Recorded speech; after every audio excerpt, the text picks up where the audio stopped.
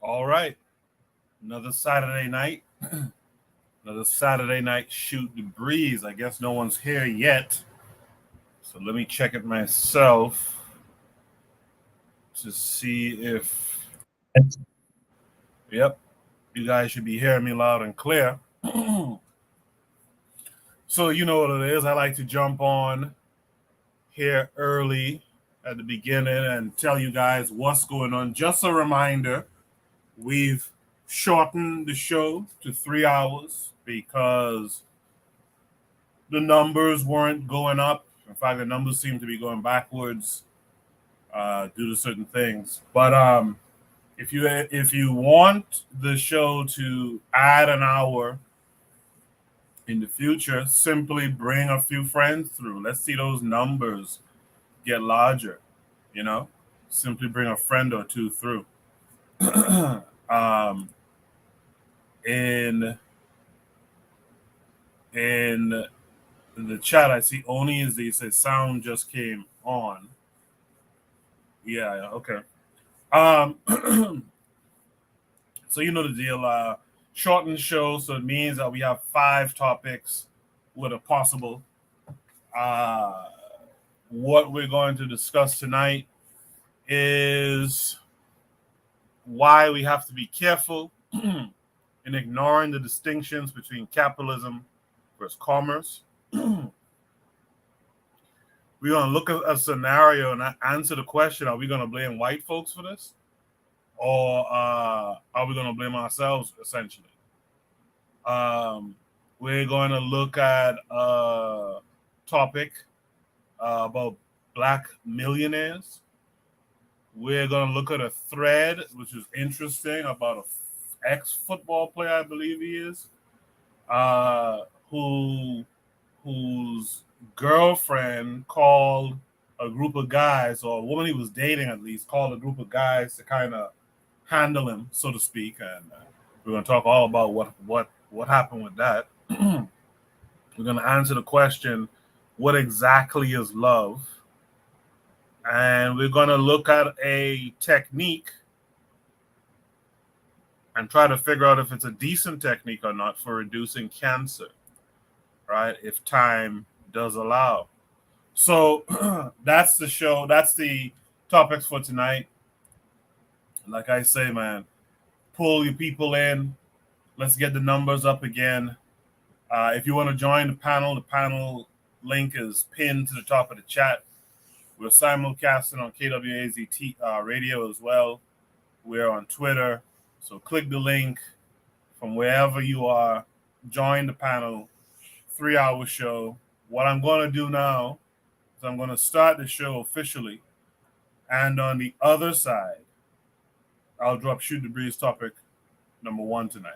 Stay tuned.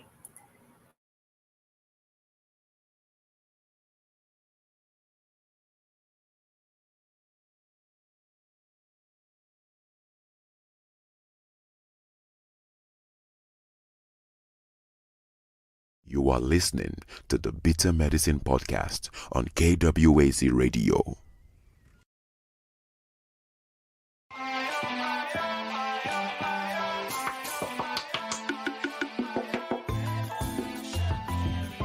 Welcome to the Bitter Medicine Podcast, where it's all about Black empowerment.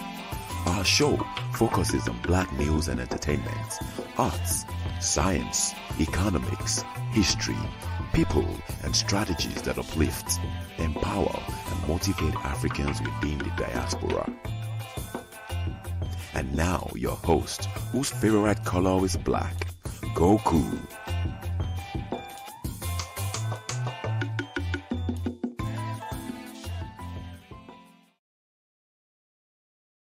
Welcome back to the Bitter Medicine Podcast. I am your host, Koku. Just want to remind you guys before we get the show rolling that this show is part of a podcast network called KWAZ Radio. There are other shows on the network you are invited to tune into. This is D Webb with the Harsh Reality Podcast, asking you to tune in where we tackle the news of the day that affects our community, only on KWAZ Radio. Peace, family. This is Oni, inviting you to listen to the pro-black perspective, where black problems are addressed with black solutions. Greetings, fam. Tune in to The Learning Curve with me, the revolutionary matron on KWAZ Radio.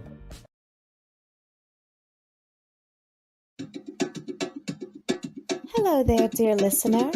We hope you're enjoying this lovely discussion. If you're not already aware, this show is part of a podcast network called KWAZ Radio, a Pan-African nationalist and Garveyite network committed to showcasing the rich and varied thoughts of African people. We have an exciting lineup of shows that we think you'll enjoy, including the Bitter Medicine Podcast. I think black people require too much buy-in. Like, we constantly have to sell black people on things that are beneficial to black people. The Pro-Black Perspective Podcast. I'm fearful that our people are not really studying how to get ahead, and we're kind of, continually staying behind. The Harsh Reality Podcast. To me, it don't matter. I think people are so dumbed down, it wouldn't matter what you reveal to them. They still are in the matrix. They're in the simulation. They're going to keep doing what they did. They lemmings. So to me, it don't matter, man. The Learning Curve Podcast. Sexual access has never given you economic empowerment. The only person who has ever been economically empowered by a sexual relationship is the wasp and his woman. The Cassidra Cheek Show. When we start rising up to fight for our own, I guarantee you they'll stop doing what they're doing. I guarantee you they would have let their brother go. They was waiting to see what black folks was going to do. Brother Bakari Podcast. Black people love to claim folks that hate them, right? They're a slave master, and they are ashamed of who they really are. The 4Kast Radio. Like, if you pray to the same deity as like your enemy, and that God blesses your enemy more than you may want to reconsider who you praying to, And Tanzan, African Mind. Africans generally are welcoming of everyone. Sometimes, to my consternation, I think that they should be less, welcoming. If you love our podcast network, we would be grateful if you could rate and review us on Apple Podcasts. Follow us on social media, like and subscribe to our YouTube channel, and check out our website at www.kwazradio.com for more information. Thank you for tuning in. And now, back to the program. All right. Thank you guys for joining so far. Thank you guys who will be listening to the playback. Let me welcome in my first few panelists for tonight. Oni, how are you this week? I'm cool. Just getting ready for tomorrow. Gonna interview the excellent Lera. So that's gonna be pretty cool. That's about it. I saw that on Twitter. Let's welcome in our brother Buana this week. Buana, how are you? I'm good, brother. How you doing? I'm hanging in there, man. That's good, brother. Could someone please tell Oni stop making these YouTube videos in the woods? I don't know where he's going. Where he's going in the woods? You got to put food on your table somehow, man. Shout out to Lara and Oni. You guys make sure to tune in to that show tomorrow. Make sure to tune into all the shows on KWAZ Radio while you're at it too. All right, so without further ado, let me drop Shoot Debris topic number 1 tonight. Shoot Debris topic number 1 tonight is why we have to be careful in ignoring the distinctions between capitalism versus commerce. This, of course, came with a link. Let's go to it. Takes us to a Kamji verse. I'm supposed to interview this brother too, and I just kind of fell behind recently, but I'll get to it soon. We'll watch the video and then we'll discuss.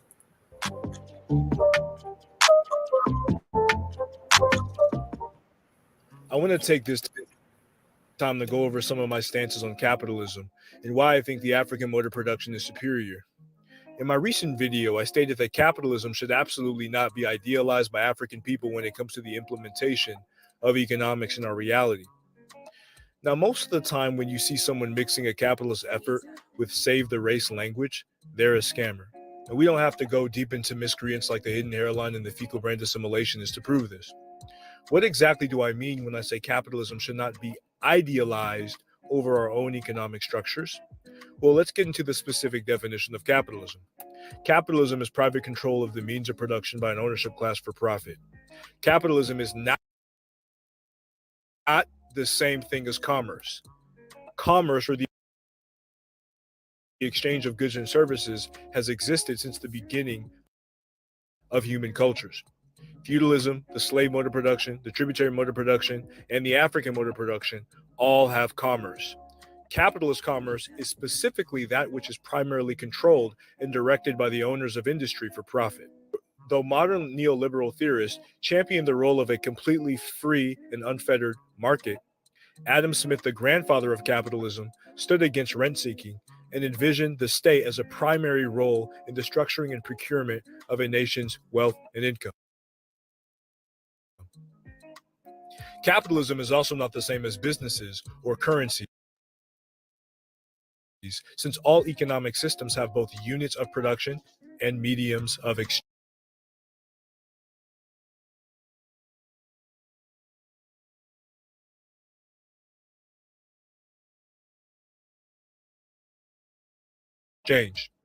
Oftentimes, those who support capitalism try to associate it with universal features seen in all economies, and this is absolutely not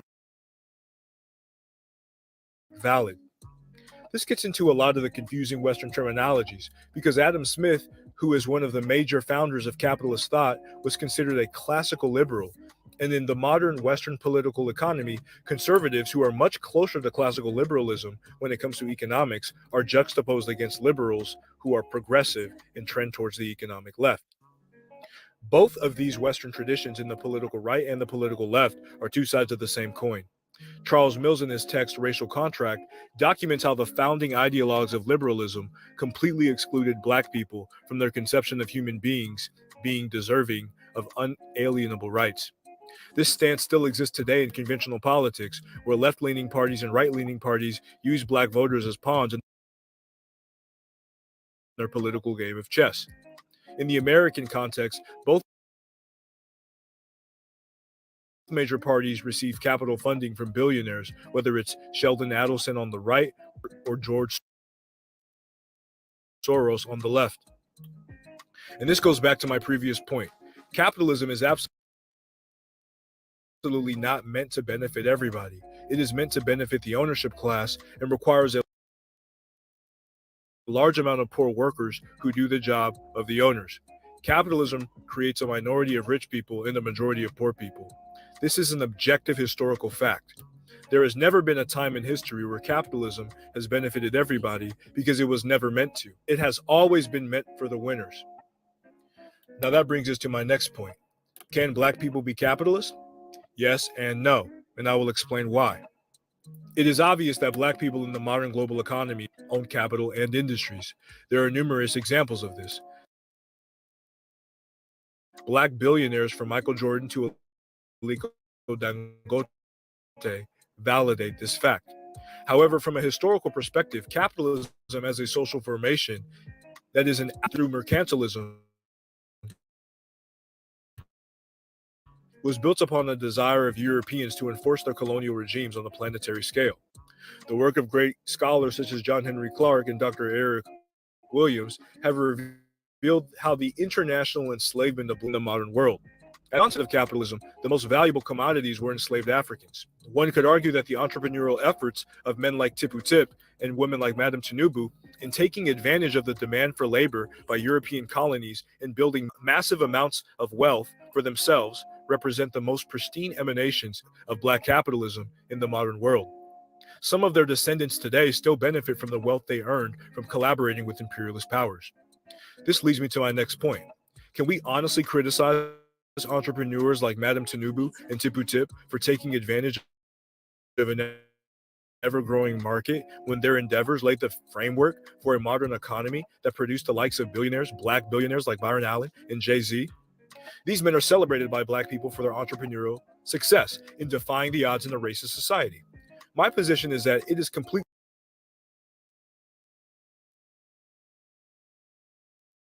hypocritical to castigate African slave traders while celebrating the economic success of modern black capitalists who benefited from the historical processes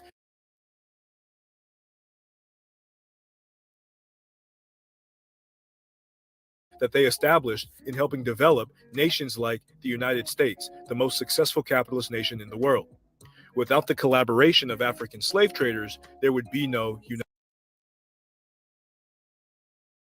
United States.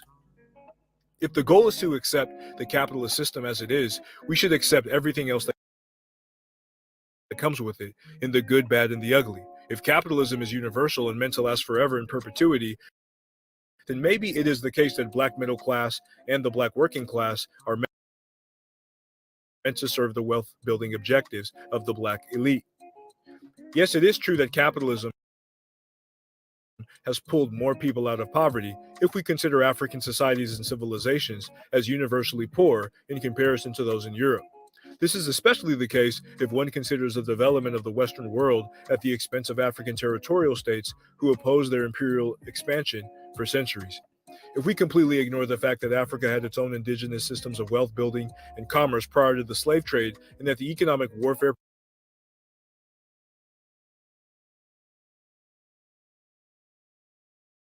perpetuated by European states that led to the mass genocide of African people, along with the long-rooted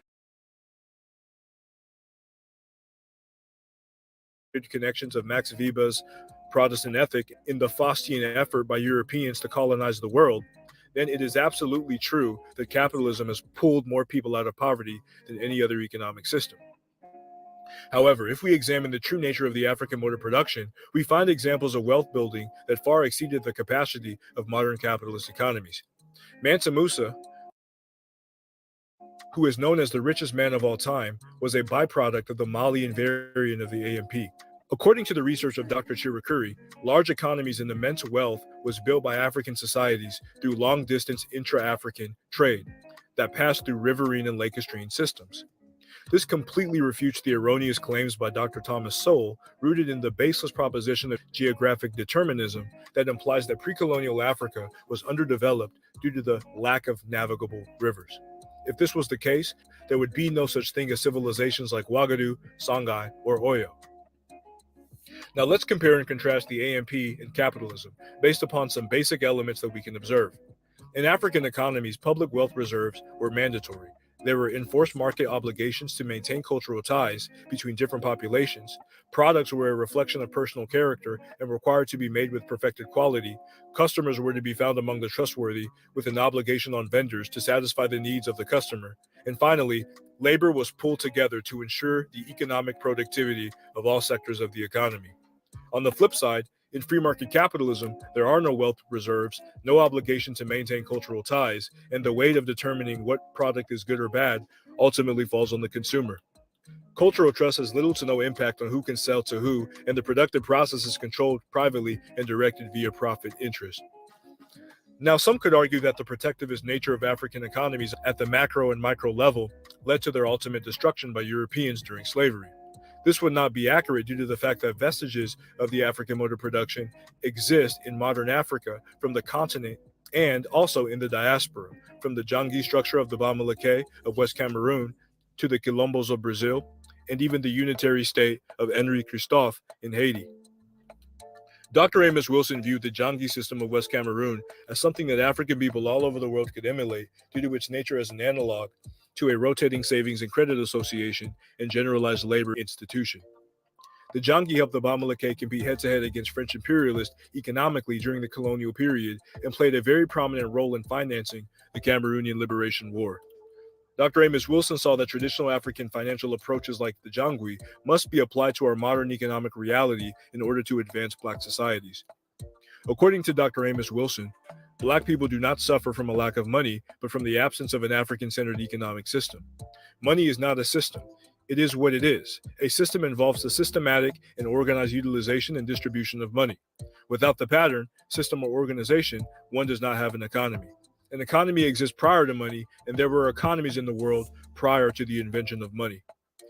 Dr. Amos Wilson continues, there is not a Black bank in existence. Anytime you have a bank regulated by another race of people and by the rules of another race, it is not yours. You are just there. I can show you where the presence of Black banks has retarded Black economic development. Other groups move into economic existence and control before they build a bank. After they build an economic base, then you'll see them build a bank, and not the other way around. Only dominated people who don't know themselves do things backwards. In Wilson's view, African-centered economic councils on the local, statewide, national, and international level could be utilized to manage all economic interactions through communitarian, retail, and service outlets. Also, distribution centers, a raw materials development center, and financial sector, as well as an import and export sector to connect the continent to the diaspora, could be managed by these councils. The power of such development can be exemplified if one analyzes the evolutionary trajectory of Black businesses in the United States from mutual aid societies and then evolving into cooperative insurance institutions and finally businesses. The UNIA is the most famous example of an institution based upon horizontally managed auxiliaries that mirror the fundamental unit of production in African societies. Dr. Lloyd Hogan's analysis of diasporic African motor production economies emphasizes social production as opposed to profit. He defines a political economy as human populations undergoing social reproduction within a bounded geographical domain under rules enforced by a political state. People are the central focus, and their labor drives the political economic system. 6 parameters of political economic analysis include geographic space, human population, institutional mechanisms of social reproduction, historical period, political state, and external geographical domains. Social reproduction requires the creation and maintenance of the population through institutional mechanisms. Human labor consists of 2 alternating phases: external labor, which creates the material means of survival, and internal labor, which generates human energy and the reproduction of the population itself. Distributive mechanisms ensure the flow of human energy from internal labor to external labor and the distribution of material goods in the opposite direction. Accumulated wealth, characteristic of the historical epoch, serves as the switching mechanism to restart the cycle of labor and maintain the political economy. Hogan's research reveals the necessity of maintaining a universal safety net, or what the Garveyites envisioned as a racial trust grounded in the creation of a Black laboring population, aligned with the principle of human perfectibility, or everyone striving to do the best and be the best for the collective at large. In the pursuit of economic empowerment and liberation, African-centered economies are a viable alternative to the dominant capitalist system. Through the African mode of production, African people can reclaim cultural identity by emphasizing communal cooperation and interdependence to empower individuals and promote self-determination. African-centered economies prioritize intelligent resource management and challenge the narrow definition of success and prosperity in the Western world. By embracing these principles, Black communities can redefine economic success and foster global African solidarity. Ultimately, the African mode of production offers a legitimate pathway for Black empowerment rooted in heritage, community, and sustainable prosperity.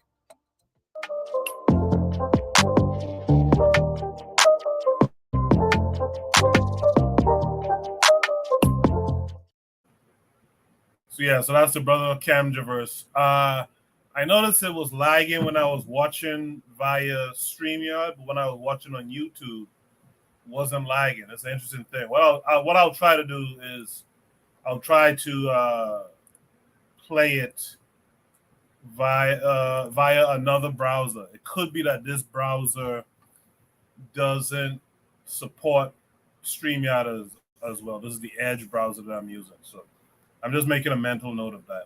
A couple people came through. Jonelle says good evening. Daily Affirmations by Pauline says good evening. Brother Bakari is here saying peace and Black power. Yeah, Bakari, sorry about last week, but I cut the show in half, and you came on right when we was ending, so I apologize for that.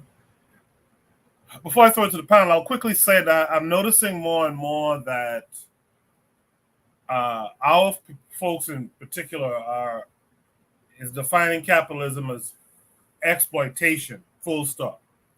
And so I'm noticing there's a hint of it from Camgiverse here in this video as well. I mean, he goes on to elaborate more, but there's a hint of the idea, the notion of when you say capitalism, when you say someone's a capitalist, they are an exploiter.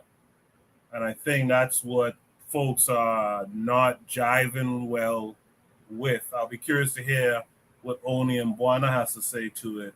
Let me start with Oni. Oni, what are your thoughts on what you just saw just now? Yeah. Well, I mean, the audio was a little bit off, I guess, but from what I got, well, there's four things I wrote. One, of course, was Mansa Musa had slaves. You know what I mean? So I don't know if Mansa Musa is the praiseworthy for an example of a non-exploitative system. Not everybody was rich under Mansa Musa. Mansa Musa was rich solely. Either way, I think Comgiverse pointed out that Adam Smith was talking about using the state for the benefit of the people. So it's not like, so I think what you're saying about capitalism necessarily being exploitative is not really the case. I don't think the dichotomy between socialism and capitalism is one is exploitative and the other one isn't. I think that's socialist rhetoric. I think that's what Marx and them say. But I think the reason why they're saying it is not really related to reality as much as fantasy, as to say that they believe that the state or that the state became so advanced or so profitable that it could benefit everybody, but not to say that there was an economic system that benefited everybody. Now, obviously, there are, Comgiverse mentions that this economy is meant for the winners as opposed to the losers, which is like, that's just the real world.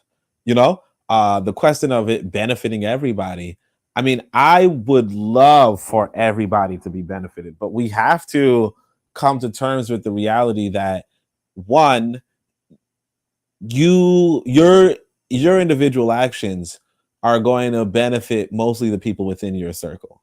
Two, you do want other people outside of your circle to benefit. And like Kanji first points out, Adam Smith said, yeah, you want public education, you want public roads, you want so on and so forth. You want, the profits of particularly beneficial individuals to go towards public infrastructure.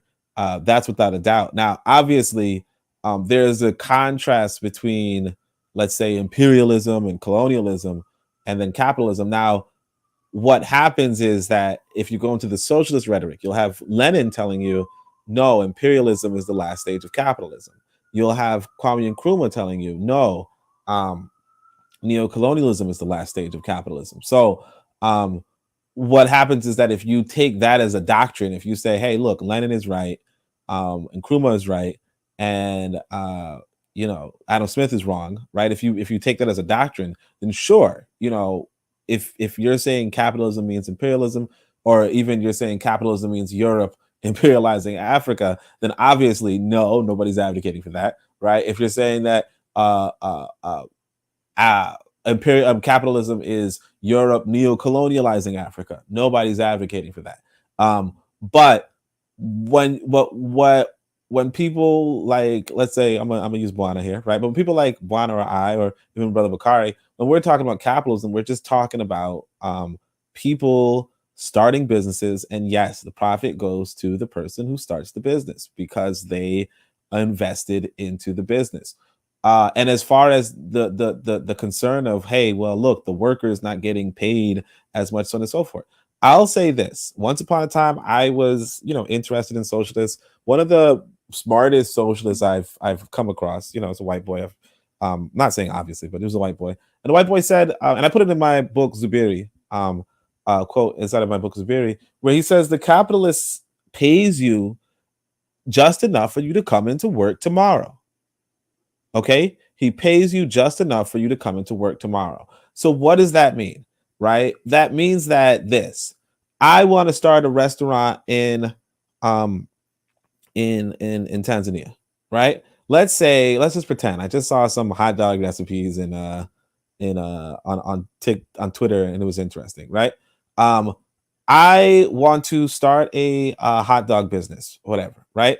I have to buy hot dogs. I have to buy a restaurant. I have to pay workers and so on and so forth, right? Now check this out. Let's say I have to buy the space for the restaurant. It's going to cost me, let's say $1,000, right? It's not that much, but it's not that little, right? It's going to cost me $1,000, right? So I do that, right? $1,000 is not a lot of money for some of you, right? Now let's say I have the workers and they're selling hot dogs, right? And I then pay them $1,000 a month, right? Because you guys say $1,000 is not that much, right? They are not going to show up to work tomorrow. They're going to open up their own restaurant. Okay. Now, when they open up their own restaurant, I'm not going to have a restaurant. That's one. Number two, if I give them each $1,000 each, right? And the restaurant costs me $1,000, whatever, right? I can't even afford that.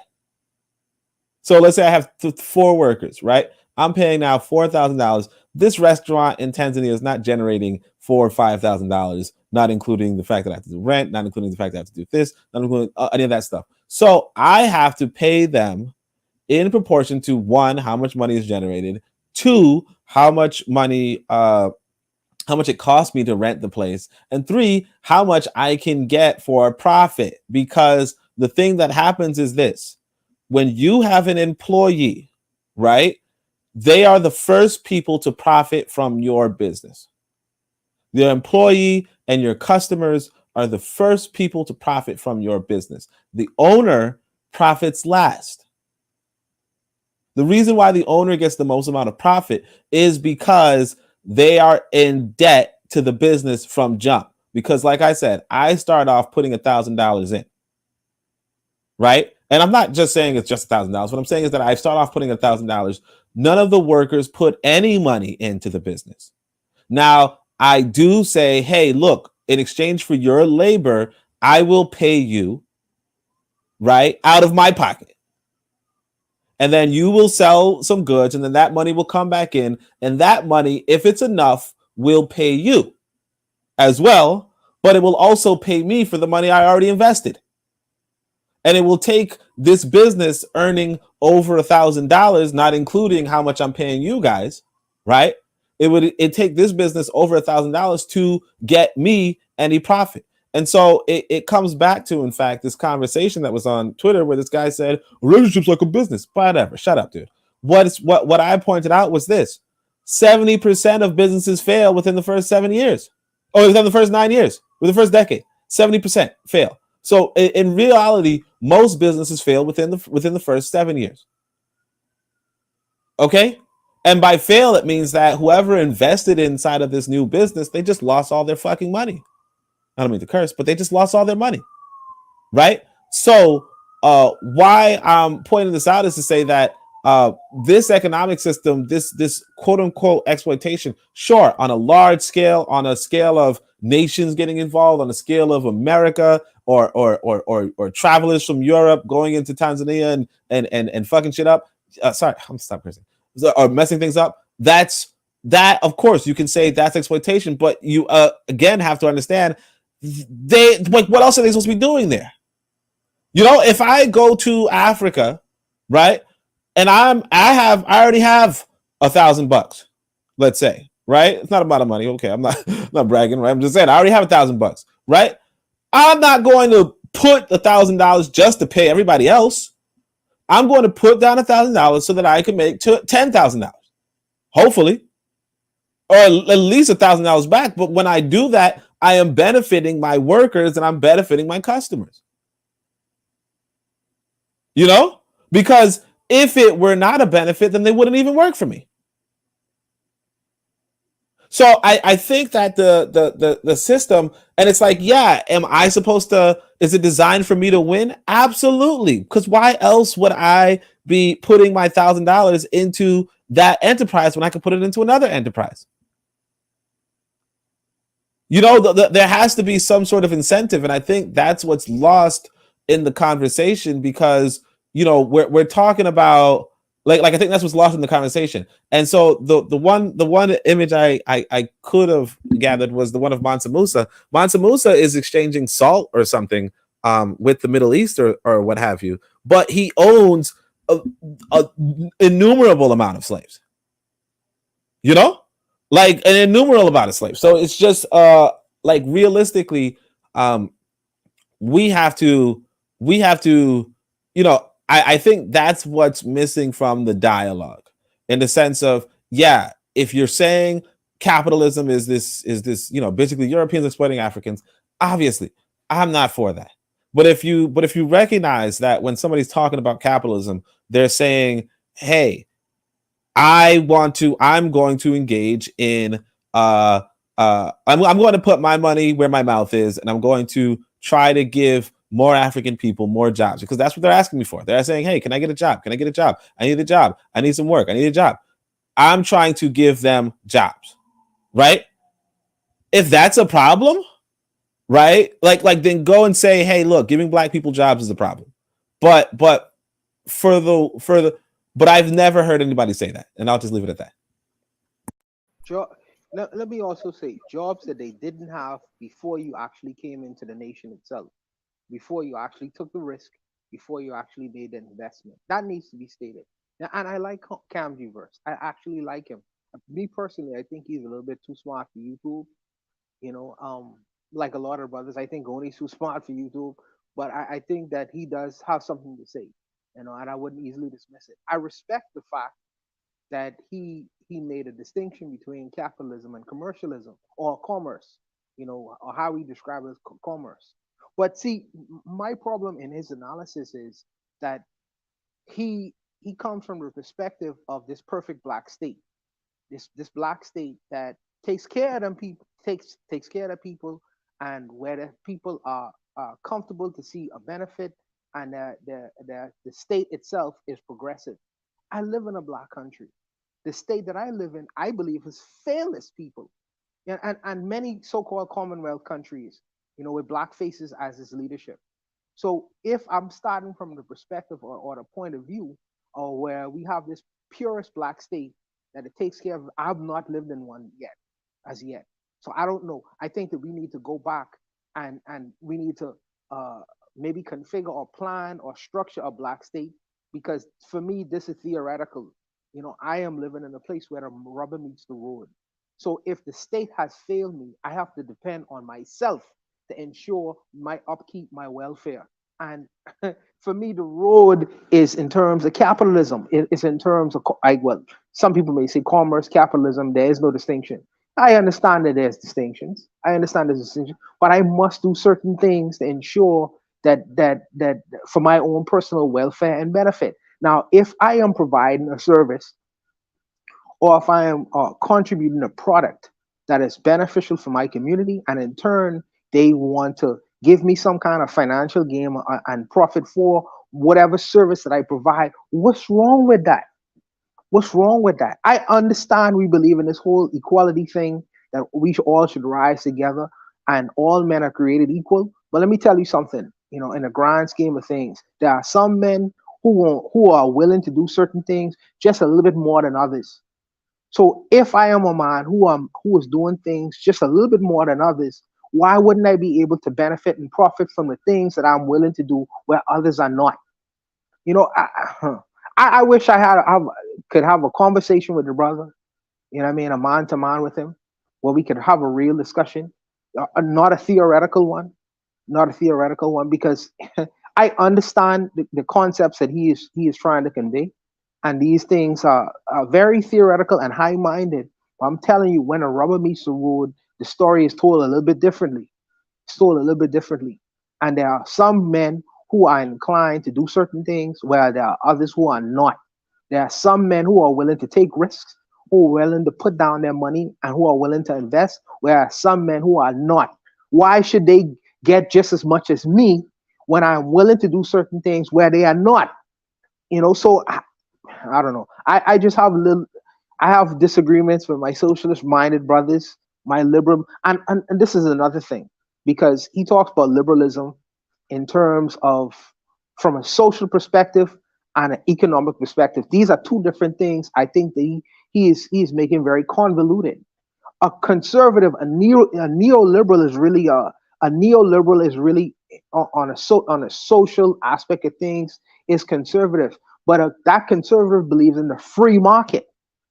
Joe Biden is a person who is more conservative in terms of economics because he believes that the state should take over and control, not the individual.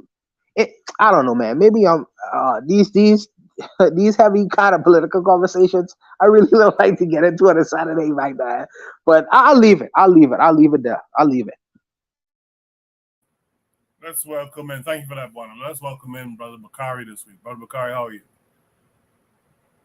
What's going on, man? How you doing? I'm hanging in there.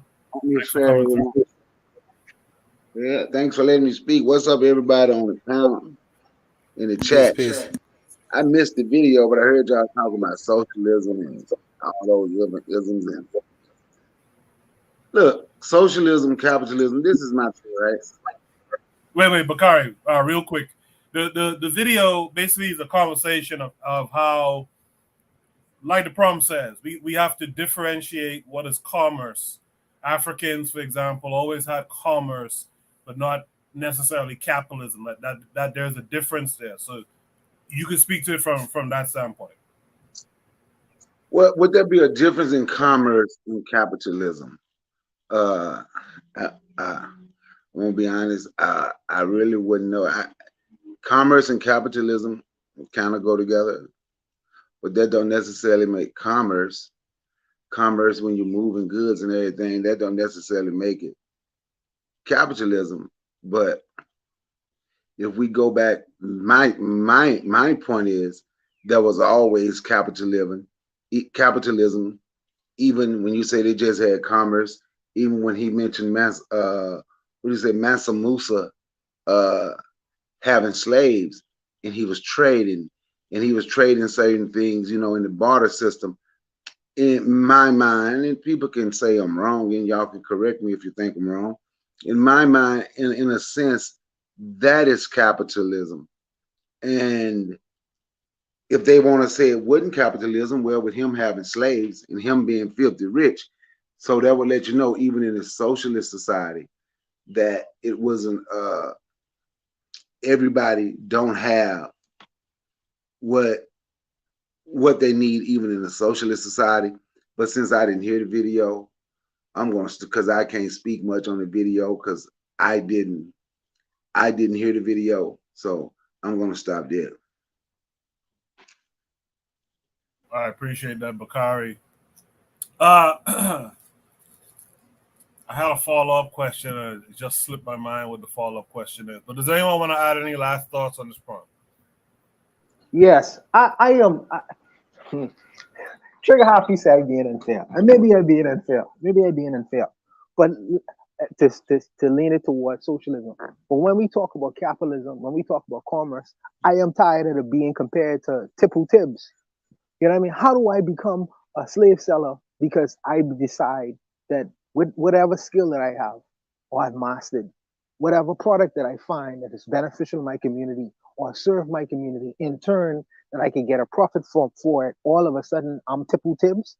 I'm a person who sells slaves. Come on, brother. Y'all do the same thing to us when we say we capitalistically inclined or we commercially inclined. Y'all do the same. Y'all volley the same kinds of comments towards us, But that's just me. That's just me, man. Yeah, and I also want to put out, because even when we talk about whether it's commerce or capitalism, because one of the things about capitalism in the sense, for instance, I have this idea, right? Let's say it this way. Okay, so you could use AI to make school age assignments type thing, right?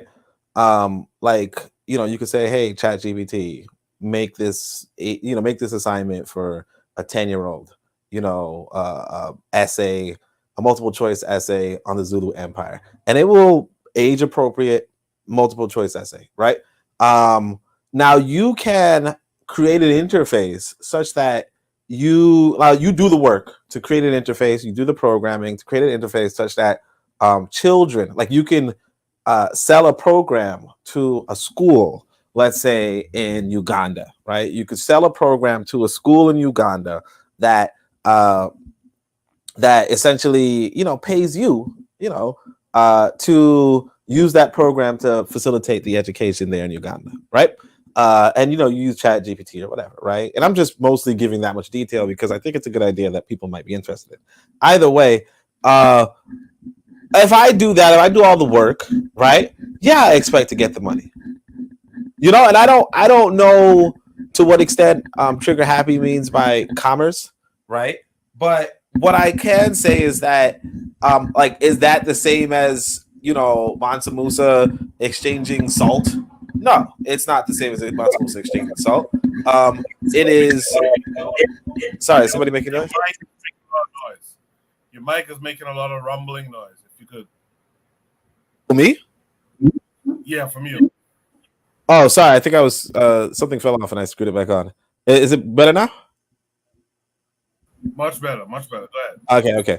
Yeah. So what I'm saying is that if I do that sort of work, or like for instance, I write this book and I do that kind of work to sell it and market it and what have you, right? I don't particularly, like for instance, I don't get the demonization of Jay-Z. You get what I'm saying? Jay-Z is a rapper. He creates art, he creates music, and then suddenly he's this hyper exploitative person, or another rich person. What's his name? LeBron James. LeBron James just shoots basketballs. He just shows up whenever somebody tells him to shoot a basketball, and he gets a bunch of money for it. Like, I don't see the demonization of these people. Like who exactly are they exploiting? Like what exactly? Like, I don't get it. What's the problem with Jay-Z having $1 billion? What's the problem with, or even the more clear example of possibly quote unquote exploitation being Rihanna, where she has a sweatshop, I guess, for her laundry, not laundry, her fragrance brand, right? So she gets $1 billion because she's not paying these people at American rates. Okay, but why would she pay these people at American rates? And that's really like what I'm not getting about the criticism of the hyper rich, or like what Buana is saying. Why are we comparing these people? Why are we comparing anybody to Tipu Tip? Why are we comparing anybody to somebody who's literally attacking people and stealing them and sending them off to another country? Like, how is Jay-Z doing anything? Like, I don't like Jay-Z. I don't like his music. I don't like him as a person. But I'm not comparing him to, a slave raider. And that's really where it's kind of like, I don't know what you're talking about. Can I say something right quick? Yeah, go ahead. I most definitely understand the demonization of Jay-Z. And when people say what they say about Jay-Z, I'm gonna say this, right? Then I got some Jay-Z, they was put it out, made like Jay-Z was part owner of the Brooklyn Nets. He bought the Brooklyn Nets, but he didn't buy them, of course. He was like 20% owner, something like that. Jay-Z was the beginning of the gentrification of Brooklyn, where they started building the stadium. Because as soon as they started after Brooklyn Nets' first or second season, Jay-Z sold his shares. It wasn't even about him being owner of the team. It was about black people accepting that a black person owned part owner of the Brooklyn Nets, so they could get the okay for the beginning of that gentrification, that stadium, which is the beginning of the gentrification, with no pushback. That's my take. That's my take on Jay-Z. But I'll say this though: the same people that will call out Jay-Z and will call out, I ain't gonna say Jay-Z. I'm gonna say LeBron James. But the same people that will call out LeBron James and mad because he's a billionaire, they spend $100, $200 on a pair of Nikes, but they ain't saying nothing about that white boy. Thank you. See, What? and I agree with that, Brother Bakari. See, and I agree with that. And let me follow it up with this. Before I get to Jay-Z, there's a long line of products that Black people support, like Ray Kroc. I never hear Ray Kroc voice mouth in the mouths of Black people. And McDonald's everywhere in the ghetto, everywhere, and he employs people, but the food that he is selling to the people is causing high blood pressure, hypertension, diabetes, all kind of shit. So it's a long line so-called capitalist people who selling their products within our community and services before I ever get to a JC that Black people should have in their mouths. And you as a Gaviite should know that too, and I know that too. Before I ever could talk to about Jay-Z, I need to talk about the motherfucker who making menthol. Sorry for cursing. Who making menthol cigarettes? Because they killing more Black people than anybody in our own community. What are we talking about? We ain't mentioned no Arabs who selling things within our community every day. It's a long line of people before I ever get to talk and put Jay-Z in my mouth. That's all I'm saying. Now let me finish, right? But I agree. What I was going to say is we always figure out a way to make Black people be the problem, unless you're a certain kind of Black person. You can be one of these street dudes shooting and robbing and doing all that, and we got a whole bunch of excuses.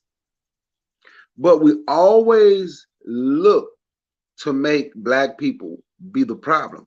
And I believe that people who run to socialism feel that they can't do anything within this system. So instead of working with Black people and using this system to build the things that you need, we run away from it and say, I would rather fight all the Black people who out here actually trying to do something for Black people and who want to use this system to create something good for Black people. Because the socialism in this country won't ever exist. And I'm going to tell you why it won't exist. The United States got a bomb biggest the project building in New York. And these people running around talking about socialists don't have a damn thing. That's why. What they're doing is getting on people's nerves. I'm going to say me, for one. Because every time you're talking about doing something, let's mention socialism. We can't even mention having a cooperative-owned, community-owned business. Well, that's close to socialism. We do need to work as a group. But socialism, that socialist group, that's not for me, right? Even though there's aspects of socialism that I understand, even in this system, you have aspects of socialism. And I understand sometimes, yeah, but look what capitalism did to us. Yeah, we were the capital, and yeah, they got filthy rich off us. So if the capitalism was based off us, why when y'all scream socialism, why do y'all have to go get all the white people, all the Mexicans, all everybody? While everybody else used this system to build up their own,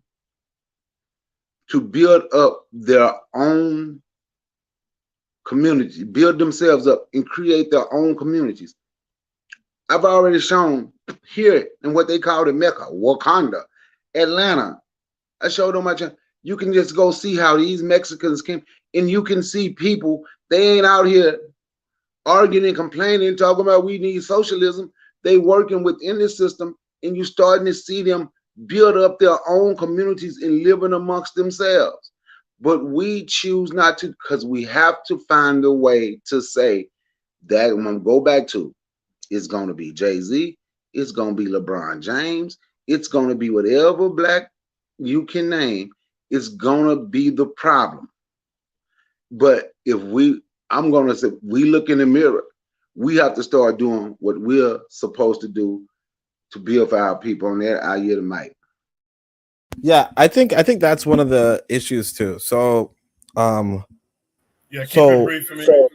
All right, let's do it quickly. So basically, the capitalism, communism, or capitalism socialism dichotomy is really about industrial economies. So factories.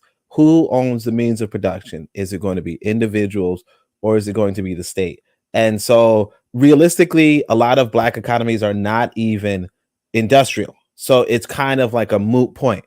But the idea is that if you were to approach industrialism, would you approach it from the position of the state owning the means of production, the factories, or would you approach it from the position of the state owning, of individuals owning it? So in a sense, you know, like it really comes down to who owns, like, let's say the mango factory.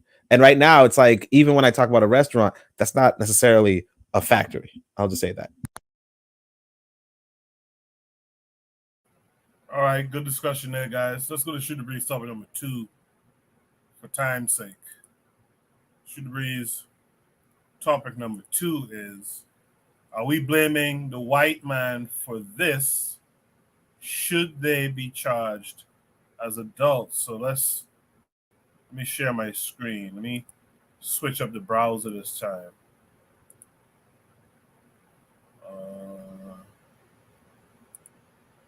Let me switch up the browser this time. And let's see if it streams better. Let's watch the video and then we'll have a discussion on it. There's a story out of PG County, Maryland that's making its way around, certainly shocking. A group of 3 teenage boys ran up on a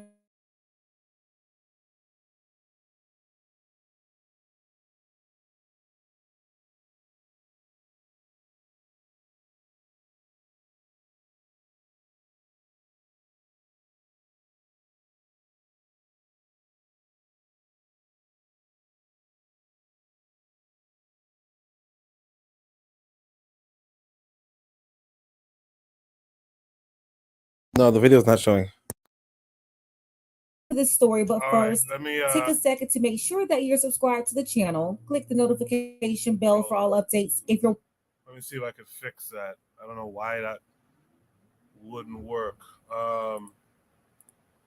Push come to shove, let's go back. You know what? Let me just go back to the browser I was in. Wait, press the cog in the corner and don't play it on HD. Play it on a lower resolution. Yeah, I know. I've the last video when you mentioned it in the chat, it was on like 240 or something like that. So that wasn't the issue, and this is on 360 right now. Let me make sure I'm sharing the screen. Yeah, you guys can see this, right? Let's watch it, and then we'll discuss it.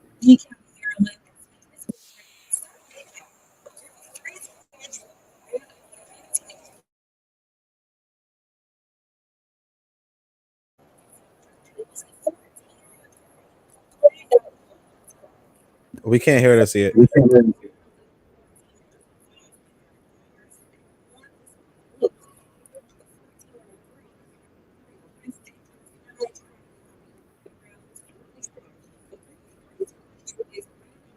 boy on a school bus to take his life. And according to the mother of the victim, it was a 14-year-old girl who planned out the whole attack. So far, you have 3 of those 4 teenagers involved behind bars, and 1 is on the loose. The 14-year-old girl is one of the 3 arrested. Her family is trying to get her released, while the victim's mother is saying that she's the one who planned it all. Do not let her out. She believes the girl will do this again to somebody else. We're going to get into this story, but first, take a second to make sure that you're subscribed to the channel. Click the notification bell for all updates. If you're watching from PG County, Maryland, let me know below in the comments. One teen boy was left on a school bus along with a bus driver and a bus aide after the bus stopped to drop off other students at Iverson Street and Sutler Drive in the Oxon Hill area of PG County. This happened on May 1st, 2023. That's when police say 3 teenage boys wearing face coverings got on the bus and attacked a 14-year-old male student. One of the boys reportedly pulled a gun and attempted to shoot the victim multiple times at point-blank range in the head and chest. But fortunately for the victim, the gun malfunctioned, so the teenagers beat him instead before fleeing the scene. All of this caught on video. According to prosecutors, there was a 14-year-old girl who was behind all of this. She's the one being accused of planning the attack. Two of the three boys, one 14-year-old and one 15-year-old, they are now behind bars, along with the 14-year-old girl. All of these teenagers charged as adults with attempted first and second degree murder and related counts. One other 15-year-old boy, the one with the gun, is on the loose.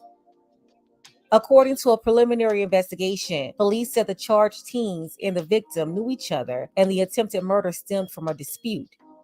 This is really bizarre. Yeah, very. A third teenager appeared in front of the judge today, charged in that attempted school bus murder. You can see it all going down in this video here, and the details are just really upsetting. These three boys appeared wearing masks and hoodies pulled over their heads.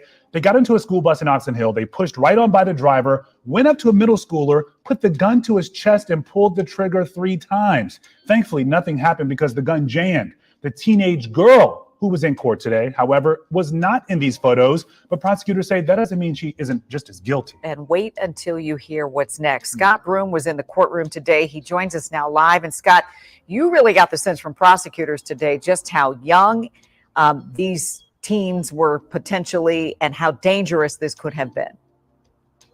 Yes, generally here, the majority of the kids involved are 8th graders. And this is very, very dangerous. Now, normally, hearings involving juveniles are not open to the public, but in this shocking case of attempted murder by children, the young teens are charged as adults. So with this surprise arrest over the weekend of a girl we were all completely unaware of, there's yet another hearing today that was open to the public, and what we're learning, again, is chilling. It was a hit squad style attack on a Prince George's County school bus caught on video. A boy with a gun tries to shoot and kill a 14-year-old while 2 accomplices hold the victim down. Had the gun not jammed repeatedly, the victim would surely have died, investigators have said in court. And today in a Prince George's County courtroom, we learned the attack was allegedly orchestrated by an 8th grade girl who's accused of texting the attackers before they rushed the bus to let them know the victim was seated and the last rider left. The 14-year-old girl was arrested over the weekend and charged as an adult with attempted murder. Tense bailiffs in the courtroom watched to keep family members separated. The suspect's family begged for the girl to be released into home detention before trial, but arguments by attorneys revealed there are allegations of gang ties, and the victim's mother begged the judge not to let the girl go home, saying her family and the school bus driver would be terrorized that the girl could orchestrate another attack. She planned this out and she set it up to a T, the victim's mother said. Judge Byron Bariano ordered the girl held without bail in a juvenile facility, saying that home detention may keep her off the streets, but would not prevent her from planning more deadly mayhem. Prosecutor Aisha Brayboy reflected on how dangerous these suspects are alleged to be despite their young age. This case, but we hear parents say, my child's a good child, that they weren't involved. I can't believe it, but believe it. It happens. Unfortunately, far too often in our communities, young people are making adult decisions that have adult consequences. My office has no choice but to pursue justice, and that's what we're going to do. I agree with the prosecutor here. You have too many children making adult decisions, and those decisions come with adult consequences. In this case, for sure. As you can see, they are all charged as adults.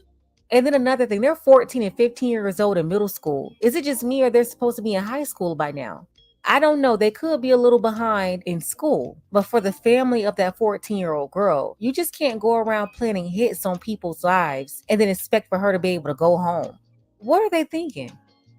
All right, here at WUSA 9, we are not naming any of the kids involved because they still have juvenile status.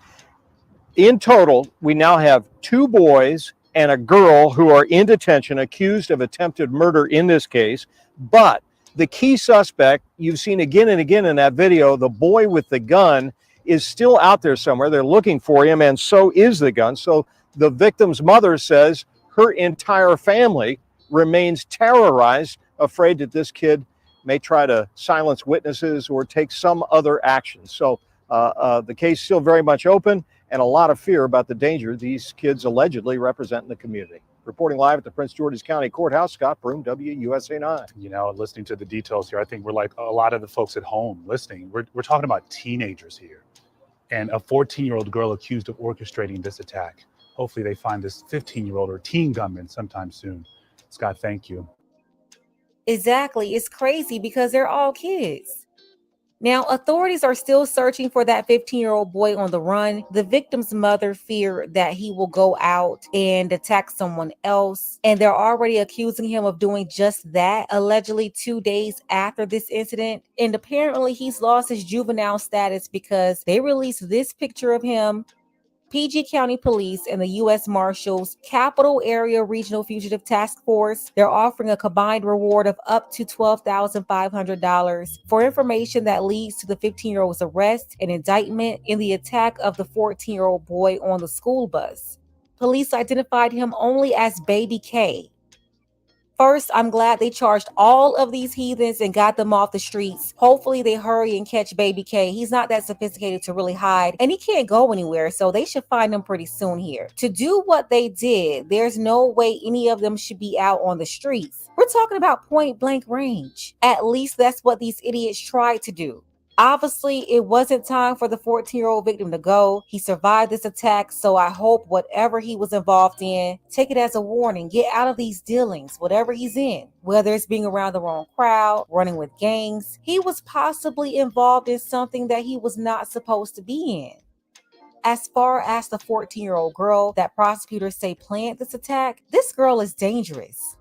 I hope they remember that before they try to give her some sort of plea deal, because that's usually how it goes.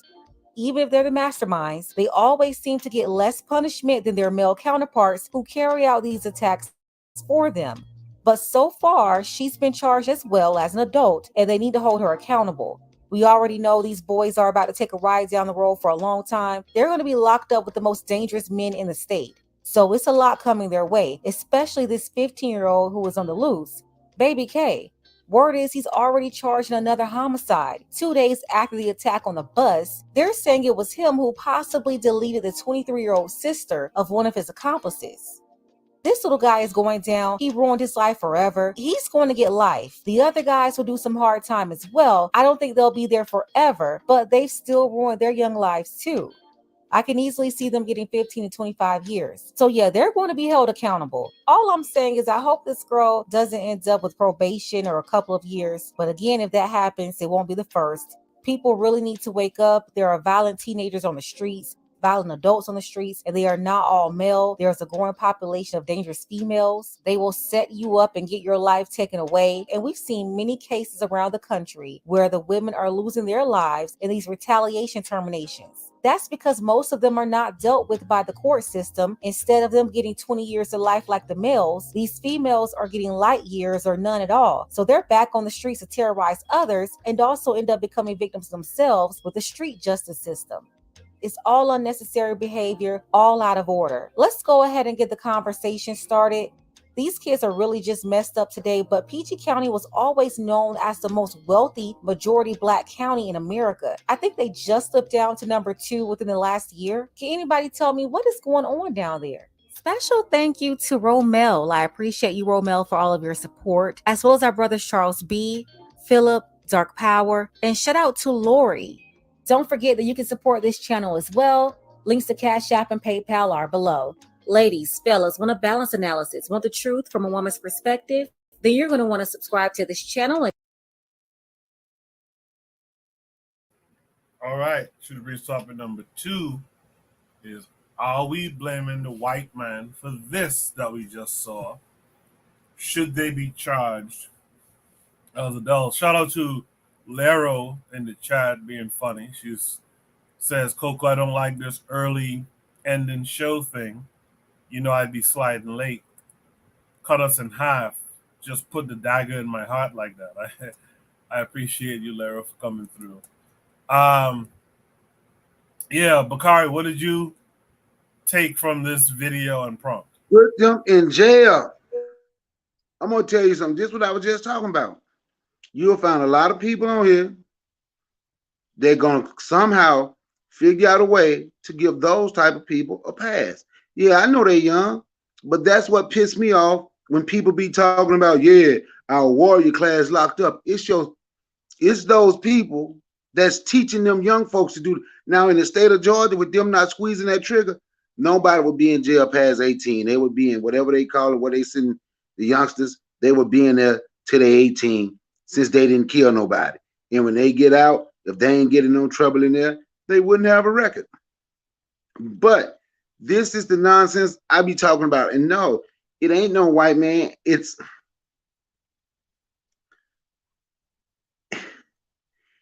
almost what we look up to. And when I'm saying we, of course, nobody but on the panel, I guess, and nobody in the chat. But this is the type of stuff Black people respect. Because you can go and you can hear people call them, y'all have heard them, and I always check them on it. These are warriors. These are warriors. See, them the soldiers. No, they ain't. See, the ones like, no, they're not. And they're messing up these young boys. Now, I know how they doing things here sometimes in Georgia with a girl doing that texting. The guy they went to jump on, he may have not even been in a gang. He may have been, I'm telling you, he may have been friends with somebody in a gang. Now, this is how they do it here. This is what, he may have been friends with somebody in the gang, right? So what they do is they don't attack the gang member. They'll go attack the gang member's friend. If it's a girl and she cool with a dude in the gang, they won't attack the gang member. They will attack the girl and her family. So the young dude, the young man, I'm glad he's okay. I'm glad that gun jammed up. And if he is in the gang, hope he get out of that. Whatever people he's around, if he's not in a gang and he just happened to be around those type of people, I hope he get out of that situation. But this shit is getting out of, pardon my French, but this is getting out of hand. This is why I say we need a street presence. And I will continue to say this part of the reason, because everybody has a street presence except the people who say they want to fix the community and the community can do better. Them gangbangers most definitely got a street presence. But whatever gonna happen, it needs to happen. And those people, they need to be punished because it won't stop there. Since we don't want to punish them and we can make excuses for them, I'm gonna tell you something. Somebody, when they shot up in my house, when I made it with my gun down, they were gone. I hear people were like, yeah, I wouldn't say publicly, I would have killed them. I said it publicly. I would have killed them if they had been out there when I made it down with my gun. And I mean that. You can't just go around doing, no, you got to think about they're young. I know. I know. And they wouldn't have lived, and they would not have lived to get my age if I had made it down. And I mean that. See, we got plenty of excuses and reasons for people that do that.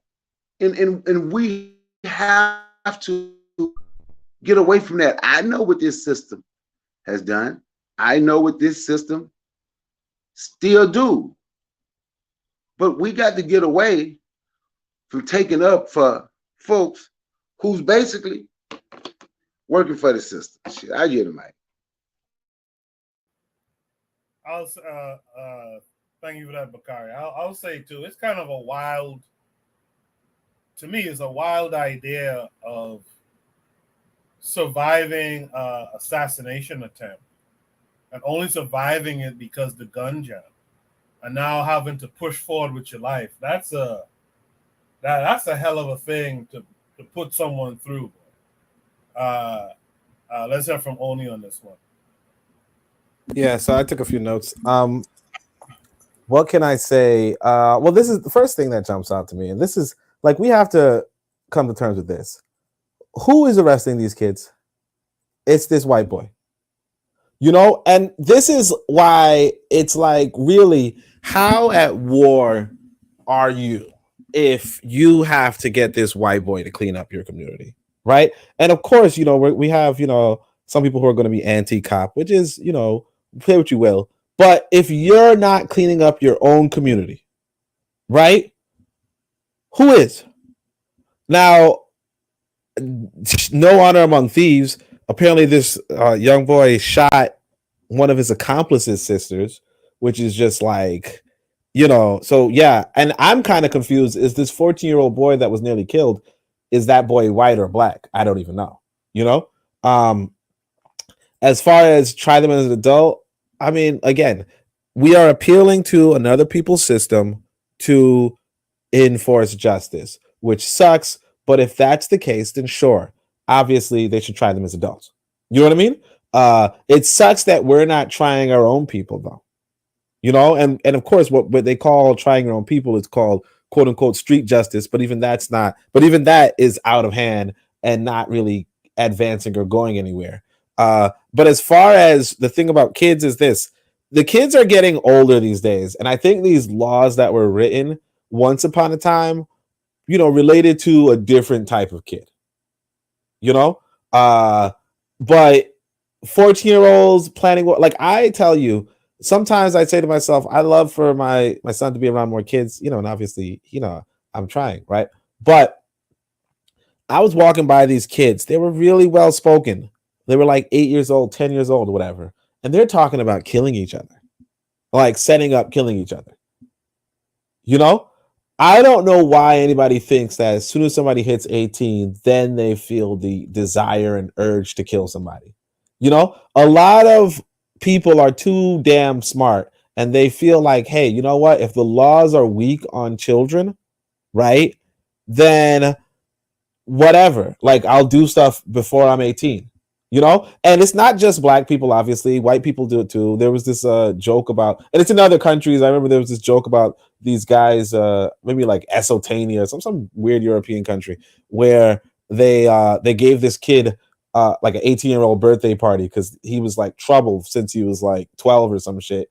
And then they finally could, put him away for good. So they bought him a cake. But it's like, yeah, people understand this whole juvenile system is very weak, particularly in this day and age where, once upon a time, kids didn't have any access to internet. They were their parents' children. They were only really influenced by school. Then eventually we got the music, and the music kind of gave us some ideas, but we weren't necessarily killing each other. There were gangs, obviously, but we were kind of stayed away. But now it's just, come on. So yeah, if it were the case that we have to appeal to another people, it's a colonized situation. We have to play into the colonial masters in order, or not masters, but the colonial people the colonizers, in order to clean up and get rid of the crime in our community, then yeah, let's ask them, because obviously we're not doing it ourselves. And unfortunately, this 14-year-old boy is going around killing people. And it sucks to be one of these kids who got caught because this guy went in, well, somebody killed his sister. Like that's the kind of situation that we're in, where it's like this boy's sister is killed. As far as whether the girl's to blame, I mean, sure, we don't really know the details, but obviously, there's probably something going on there. I don't know, right? But clearly the bigger issue is, young people are growing up way too fast, and they probably always grew up fast. There's in the Caribbean, they call, girls or guys who have sex early fast or whatever. This is fast, not in a sexual way, but in a violent way. And it can cause trouble and ramifications into the future. That's all I'll say. Appreciate that, Oni. Bonnie, you heard everything everyone has to say. What say you? Yeah, yes, sir. For me, I personally believe in this thing called familial punishment. Where if you are a child under a certain age and your children commit heinous acts, I think that the parents of these children need to be drugged into court to answer for some of the acts that their children commit, because you live in a society where you can't tell children anything. You can't tell the parents anything. A teacher, if a teacher tries to correct a child, the parents will rush up there and say, well, what you tell them? I'll be the disciplinarian for my child. I'll do this for my child. Okay, no problem. So when your children commit heinous acts, you should be called into account for the acts that they commit. We need, since the children are not being held accountable as adults. Well, in this particular instance, they are being held accountable as adults But I think that for some actions in terms of what children do, I think that you should haul their parents into court. I believe that. I believe that they should be made to answer for some of the decisions, in particular, murderous decisions that their children would seek to create havoc within their community. This is a community that, because Oni mentioned that, in terms of cleaning up the community, this is one of the wealthiest communities, Black communities in North America, one of the richest countries in the history of man. Why do you need to resort to carry out murderous acts against someone you disagree with? Murderous acts. You know what I mean? Where you have all the advantages in life, you wanna act like a street thug. You know what I mean? So, man, like I say, I personally think that parents should be held accountable for some of the acts that their children commit. It's as simple as that. Maybe they'll think twice in committing certain acts. Now, the question is asked whether the white man is guilty for that. Well, the white man created the gun.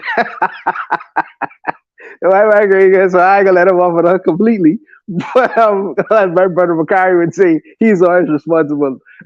But I just think in terms of some of the things that these guys do without no recourse, they don't give a shit about human life. Well, let's see if you really don't give a shit when we haul your mother into court to answer for the crimes that you commit. Like Oni was saying, some of these laws are antiquated. They're old. They are outdated, and they need to. We need to take a second look at some of these so-called laws. But you're living in a society, in a system where if you was to try to change the laws, you get pushback. But I believe that some of these laws need to be looked at again. Because if you have no concern about human life, let's see how far that goes when we haul your mother into court or your father into court to answer for some of the actions that you committed. Maybe that'll put a harness on some of the things you do on a daily basis in robbing, stealing, killing, whatever. You have no excuse living in one of the most wealthiest counties in North America. You have no excuse. And you pulling guns on people, and God forbid, what if the gun was working? What if the gun was working? But that's all I have to say about this particular prompt, man. Well, let me say this though. I got a quick question. Is this prompt written in an odd way? Is it just looking at the prompt and the material that goes along with the prompt? Is this prompt indicative of a certain mentality in Black society? Anyone could answer that one. Bakari. Yeah, the mentality, just represent the mentality of a certain demographic, certain people in Black society. I would say yes. I'm gonna let somebody else answer the question because I want to say some things on what Bawana said, but I'll wait till somebody else answer the question. But I don't understand the question. We know where we're coming from. We know where we're coming from.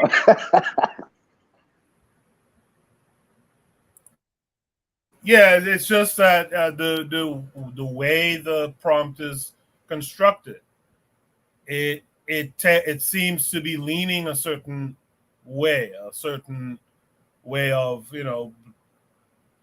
Black folks are always the problem, right? It in a way it kind of leans towards saying like, you're always blaming white folks, but Black folks is always a problem. So I just wanted to know if I guess I was asking, did anyone else pick up those intentions by how the prompt was written, and is that a problematic approach? Well, I'll say this. I'll say somebody who likes to shift questions. I would say that this is a good way to frame it to drive engagement for the question, because like really, since we have to put a question, it's like this is a good way to just frame the question. I mean, I get that it might be a little bit on the negative side, but at the same time, it's like because you have to have a question, you should have some sort of position in order to frame the conversation. Because I sometimes submit questions, and a lot of them like I don't necessarily agree with the stance there, but it's in order to drive a conversation, you do have to take some sort of stance, like, and so you could easily write the question and say, hey, these kids are bad, or hey, this, so on and so forth. But I think that just because we're required to give questions, because it's a question that we're a question prompt, like this kind of question does, like it does go to a larger context, and it doesn't necessarily reflect on what the author might have implied, like meant. It could just be, hey, look, I'm putting this inside of Shoot the Breeze, and therefore it should be related to some wider context. Because for what it's worth, Shoot the Breeze does seem like like where we handle questions in a larger sense, and not to say that we're just gonna like it just has a little bit more weight to it. So I actually think it's a good question, even though I know the tone is bad, but I could see why if you had to do a question, that's what it is. Yeah. I don't think that before I let Brother Bakari rock, because I know he's waiting. Quickly, I don't, me from my standpoint, I don't get into this whole engagement of blaming the white man for everything. I'm a big believer in personal responsibility. A huge believer in that. As long as, if you call yourself a Garveyite, you are a personal responsibility man. You know what I mean? You are a personal responsibility man. Now I understand the powers that be is the powers that be, but I believe in this whole idea of agency. So I don't get off on blaming the white man for any action, because I understand that just you have white devils that exist in our society, you have black devils that exist in our society, but we still must live in a society. We still must exert our own personal responsibilities, our own genius, our own effectiveness in the society. I'm a man. So imagine me blaming another man for my own personal actions or feelings. I don't get off on that. So like I say, it is, for me, it's phrased very weirdly. After hearing the discourse, kind of conversations we have on this particular platform, we don't get off on blaming the white man for everything. We get off on personal responsibility and being proactive in our communities. So I don't know if that's what people are hearing, but that's not the reality of what actually is taking place as we have discourses on this panel. Okay. And technical difficulties, that means everything except Bawana last sentence. You actually just froze up and I couldn't hear nothing. But I'll say this to Bawana. The parents shouldn't be responsible, man. Because I'm telling you, man, look, the other day I told you it was 6. That was just this year. In the last 2 years, just at my daughter's school, ages 15 to 19, there's been at least 12, this is just at her school, 12 kids has gone to prison for murder within the last 2 years, bruh. You can't always, there's some parents out there that might be involved living their life, or some parents that try to protect them when they do wrong. But I'm just, dude, like I said, it wasn't just my house. I wake up, bullets flying over my head, 10 bullets going. It ain't just my house. It was at least in a 3-month span, there were at least 6 houses shot up. There's other young, they tried to jump him. He whooped one of them. So instead of fighting him, they go to his house. 5 of them. He ain't out. Knock on the door. He ain't at home. So they drag his sister out the house and slap him around. Why would you arrest the parents for them going around doing stuff like that, man? Brother Bakari, you are a single dad. You are a single dad. You have 2 collegiate students right now, about to have 3. Okay? There are some things you would have done as a parent. Because I don't think, now me personally, after listening to Kiwi, I don't think that he have murder in his heart. Where they get these things from? You can say TV, you could blame all manner of different things. And I agree. There are some things that the kids are bent. Some kids are just bent. And I agree with that. But there are some things as we do as parents, you know what I mean, that you put in certain things in the mind and the hearts of your children, your jewelries. And I don't see from coming up under me, if I produce a bank robber, a murderer, a stealer, or a criminal, then I have to take account for that because I guess maybe something I did wrong, even though I feel like I would have done things right. You know what I mean? There are certain things that you would have done or put in place to produce a certain result, and you're seeing the results right now. You know what I mean? So if you could produce the positive results, in my brain, it is obvious or it's reasonable to deduce that you could produce a negative result in your parenting skills. That's why I say sometimes you have to point for the parents and make them accountable for the child that they produce. And I can agree with that. You have to make them accountable for the child that they produce. But man, it's gonna be a whole lot of parents locked up for something they might have been at work and kids sneak out the house and go do that. I'm just saying. I'm just saying. But you know, like, am I saying throw some of these young people away? Who's involved, right?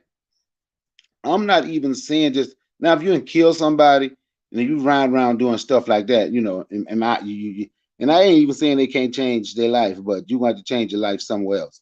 But I would say the bigger problem for me, right? We know all the systems that's been put in place to keep us acting a donkey like this, right? So the bigger problem for me is, right, is what we're not doing as a community. That's why I always talk about the mentoring program that I was a part of, right? Because I know we're gonna find people that's gonna blame the school system. They educating our kids, right? But when I talk about the mentoring program, right, this is why I say we have to learn to let people keep their ideologies, right? And don't always beat up people's ideology, let them be who they are. The mentoring program one day in school, the teachers, they asked me to be involved. But it was started by a preacher of a church and a deacon. And this program had somebody inside of the school all day, every day, 5 days a week, from school opening to school closing.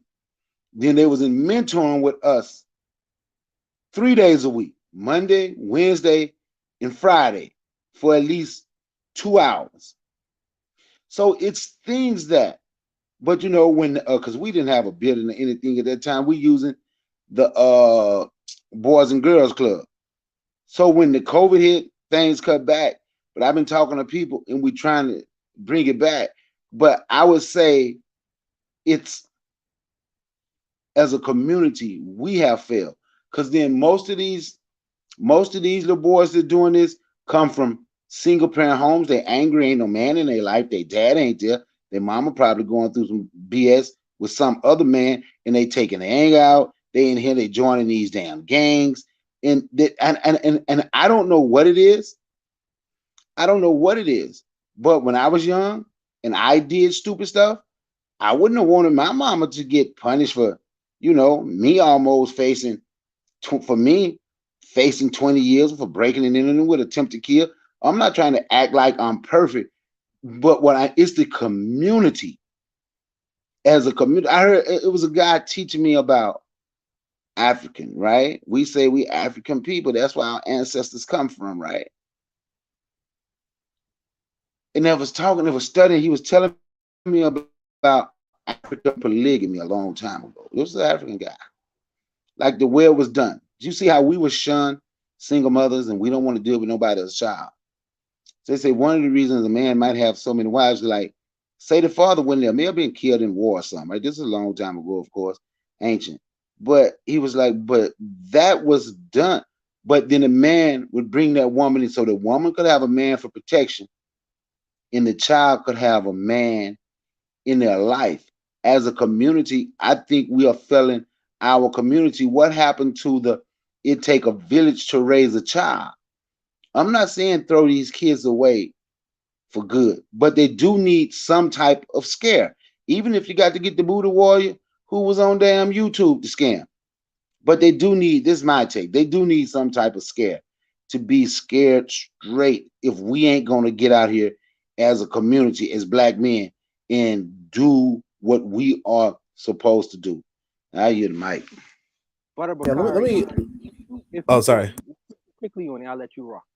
If you thought that your moms was gonna be held accountable for any things that you would have did as a young man, do you think that, wouldn't you think that you would have think twice before actually doing it? I'm quite sure I would have, but I don't think that they should be. Because now you're just that's just me. I don't think I don't think that I don't think that they should be held accountable. Especially, because we got to look at, let's say you hold the parents accountable, Bwana. Let's say this 14-year-old and the mom and daddy, or the mama or the dad, we ain't even got no gun in the house. We don't know where the hell he got a gun from. He sneaked out the house or whatever, however it happened, right? But I'm going to say this again, right? My thing, if we don't get a better street presence, people don't think the streets mean nothing. I'm telling you, they learning this. Sorry, Bonnie, you cut out. Understand what you're saying? People think twice if it was about their mama. I guess they would. Hopefully they would. Well, let me say this though. I don't think everybody's going to think twice because it's their mother. And I feel like a lot of people will weaponize, like a lot of kids, because like I said, these kids are fast, right? They will weaponize things against their mother, or against their father. Some of these kids don't even have fathers. Let's just call it what it is, right? Some of these kids are angry at their fathers. And a lot of times young boys become angry at their mothers, right? And that moment of anger is when they're doing this kind of nonsense. Like, you stop any of these kids, you stop what was it? You stop that boy who shot the other kid, right? You ask him, hey, how is your home life, right? He's probably, if his mother's alive, right, he's probably upset with her. He's probably angry at her. He's probably frustrated with her. He's probably disappointed in her. He doesn't care if something bad happens to her. He's probably given up on that life. If a man is willing to shoot another man's sister, he doesn't care what happens to his mother. Okay? So, I mean, it's not like he's like, okay, my mom's off limit because I shot your sister. It's like, no, he understands, hey, look, like he doesn't care about human life. As far as I can tell, he probably tried to shoot some boy, probably just for money, probably a boy he doesn't even know. So I don't think, I mean, obviously I get where Bon is coming from with this, punish the parent. But a lot of times, it's assuming that these parents can control these kids, because the outcome that we see with a lot of these children is not really necessarily entirely a reflection of their bad parenting. Obviously, there are better parents than the ones that these kids have. Sure. But what ability do people even have to be great parents? I might have the luxury of, let's say homeschooling, right? But not everybody has that luxury, right? Or not everybody's willing to make that sacrifice, right? And to compare the behavior of my child to the behavior of let's say a single mother with, a abusive boyfriend, and she's, she can't really watch her kid goes to school, and her kid fell into the gang life because, there's nothing at home. She can't afford anything for him. She was robbed before, she was stolen. She's a victim of so much, if all that's happening, and then her kid, like, she can't even control her kid gets into fist fights with her kid fights her kid yells at her kid says, fuck you, mom, I hope you go to hell type shit, right? And then her kid does something stupid, right? She can't kill her kid. She can't, she can't do anything really to her child to really wield him in if it's a young boy full of testosterone who's 14, 15 and has a fucking handgun, right? If she can't do any of that stuff, and then all of a sudden the kid does something, and instead of the kid being punished, we're like, okay, get this mother, like, put this mother on the electric chair. It's like, wait, what? like, this boy is probably making his mother's life difficult. And I don't know if there's a video already circulating of this boy who's like, looks like him and his mother are about to scrap. Now, she's not the best example of a mother. No way. But at the same time, it's like, what kind of Herculean task do you expect of these single mothers? And if we're saying these single mothers cannot raise black boys effectively, then why in the world would we then penalize them for failing at raising these black boys? Well, for after 14, you say 14 years old. 14 years under your tutelage, that their scope of the world is extremely limited. The only thing they would have gotten at them 14 years, for the majority of the time, would have been spent under you as the parent. So they watch. Well, y'all are dads. Y'all are dads. I'm not a dad. So they would have watched their parents and take leads from whatever their parent gave to them, because a 14-year-old really is a blank slate, and they only learning from the actions of their parents. The majority of the actions is what they learning from their parents. Another thing too is, how does a 14-year-old get a revolver? Where does he get the money from to buy a revolver? Let me ask you this, Bonner.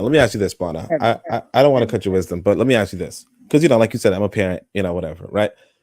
All right, so there's this little boy in so I was in the playground with my son, right? And there were some older kids, maybe between 10 and 13 or whatever, right? The 13-year-old black boy is saying to the white boy and the Indian boy, right? That while they're fighting, he says, hit that nigga. Sorry, I don't mean to use the N-word, but he's using the N-word. Now, if this white boy uses the N-word, right? If he uses the N-word casually in the sense of, how everybody uses it, right? Am I going to look at his parents and say, you're the one who influenced this little boy to use the N-word, right? And then, quote unquote, punish them. Or was it his environment of the youth that he hangs out with normally at a playground? That's a possibility. That's a possibility that let me say this. My parents never used the N-word before. The older parents, the older folks around, they don't talk like that. They don't even use the word nigga. Of course. I mean, so from my point of view, have you used it? Of course, because I grew up around. Exactly. That's the point. No, but I have been influenced. You're right. I've been influenced by the environment that I come up under with rap music and things like that. So I've been influenced. So I mean, I understand your point of view, and I'm not taking it away. And if they did more to tell me, explain the meaning of these terms and why I shouldn't use these terms, I wouldn't use these terms but I always use these terms out of their purview where they didn't have, because some of the curse words. Exactly. I would even curse around my boss. Well, that's what I'm saying. If you were cursing, what I'm saying is, if you were cursing wildly, should your parents be charged for that? I understand your point. I get it. Yeah, because I think that what happens is that because I think the public school system, let's be honest, the public school system is really corrupting the youth, and not just the public school system, but the reality that your children are going to school right next to the worst of the worst. So it could be that there are some really bad parents, and then there could just be you're trying to fit in. I remember when I was going to school, in fact, these kids, like the fashion was baggy pants, right? Which looks stupid in retrospect, but they were telling me, hey man, could your dick even breathe? They pretty much pressured me to the point where I had to start wearing, let's say adult pants, just to fit in, because my mother was buying the right size clothing. Even if I wanted to get, I had to start pressuring her for name brand clothing. And now obviously you could say, well, why is she following into the pressure that I'm begging her for whatever. But of course I'm just I'm getting bullied in school. Well, not bullied. I wasn't getting bullied, but it was a serious thing to not be fashionable, to just wear whatever your mother picked up, whatever hand-me-down she found because she's an immigrant with no money, pretty much, right? Either way, what I'm saying is that one, and then not just that, even a lot of our behaviorisms was shaped by our peer groups in these school systems, and the European made these peer groups for us. He makes these peer groups for us in the sense of all the white, in my school they had tracking, so all the white kids were on one grade and all the black, not one grade, one class, and all the black kids were in another class, right? But either way, it's they make these social groups where they really put the worst performing black kids, or the worst performing kids around you, and they make sure that it's like habitual. But either way, what I'm saying is that the parent who is really just working every day, who's just going about their life working every day, and then they feed their kid when they come home, right? Notwithstanding that, there are a lot of things that are happening with this kid that is really outside of the control of the parent. So I would not say, hey, for 14 years, the only influence on this child is the parent. Now, obviously, you can have this parent, this helicopter parent, who limits music consumption, limits, child interaction, limits all that kind of stuff, which I guess some people can do, but most people are not doing that. Most people don't even see that as healthy. Most people will harass. Like, for instance, if I don't send my kid to school or something, I'm getting harassed every time I bring my kid outside. So it's, and like from other adults, like, when is that kid? Like, where is that kid? Why is that kid not in school? Type thing. So it's like, and obviously I don't go for the peer pressure, but I understand that most people expect, send them to school. And what happens is that the school system is not necessarily weeding out the worst behavior. The school system allows you all to fraternize with the worst behavior. And not just that, you like, when I went to high school, I was getting harassed by, children who dropped out. Oh, not harassed, but at one time I did meet some children who dropped out who were like official gang members. You know what I mean? So it's just not to say that, hey, look, all of my experiences growing up in New York City were based all around what my mother was providing for me, right? Yeah, So that's just not realistic. Yeah, that's a fair point. I got it. In the chat, Trigger Happy 262 says basically the youth are all tainted by an environment which is not controlled by any black people. You don't have an eldership, adultship, high-level thinkers and leaders. We don't have a system. He says the only thing you can maybe say is that the parent, if they really want to affect change, is to make sure they aren't in these environments. It's like when parents worry about this in white environments. For time's sake, good discussion. Let's go to Shooter Breeze Talk. I just want to say one thing. What Trigger Happy 262 just say this, and when he said no eldership or none of that, what other group of people tell their people, y'all too old to talk, y'all don't understand, we ain't gonna listen? I'm just saying. I like that callback there, Bakari. Let's go to Shooter Breeze topic number 3 tonight. Again, we're going to end at 11. Shooter Breeze topic number 3 says, was he lying? Why is he correct? This came with a link, I believe, to Twitter. So here's this tweet from Black Millionaires. It says Dr. Umar Johnson explains the difference between white and black millionaires and billionaires. Quote, you can't name me a single black millionaire or billionaire who employs at least 5,000 black people. So this comes with a video. We'll check it out. And then Let me say this. Study white millionaires and compare them to black millionaires. Study white billionaires and compare them to black billionaires. You probably can't name me a single white billionaire who does not employ at least 5,000 to 10,000 of his own race. Now show me a black billionaire who employs 5,000 to 10,000 of his own race. You know why you can't? Because the white billionaire says that my success must automatically reciprocate to my people, or I will be rejected by my people. Do you understand me? Black billionaires, they only are concerned about themselves and their family, and they simply want all the other black people to worship their wealth. You feel me? Mm-hmm. Let me say this. Study white millionaires and compare them to black millionaires. Study white billionaires and compare them to black billionaires. You probably can't name me a single white billionaire who does not employ at least 5,000 to 10,000 of his own race. Now show me a black billionaire who employs 5,000 to 10,000 of his own race. You know why you can't? Because the white billionaire says that my success must automatically reciprocate to my people, or I will be rejected by my people. Do you understand me? Black billionaires, they only are concerned about themselves and their family, and they simply want all the other black people to worship their wealth. You feel me? All right, should have reached topic number 3.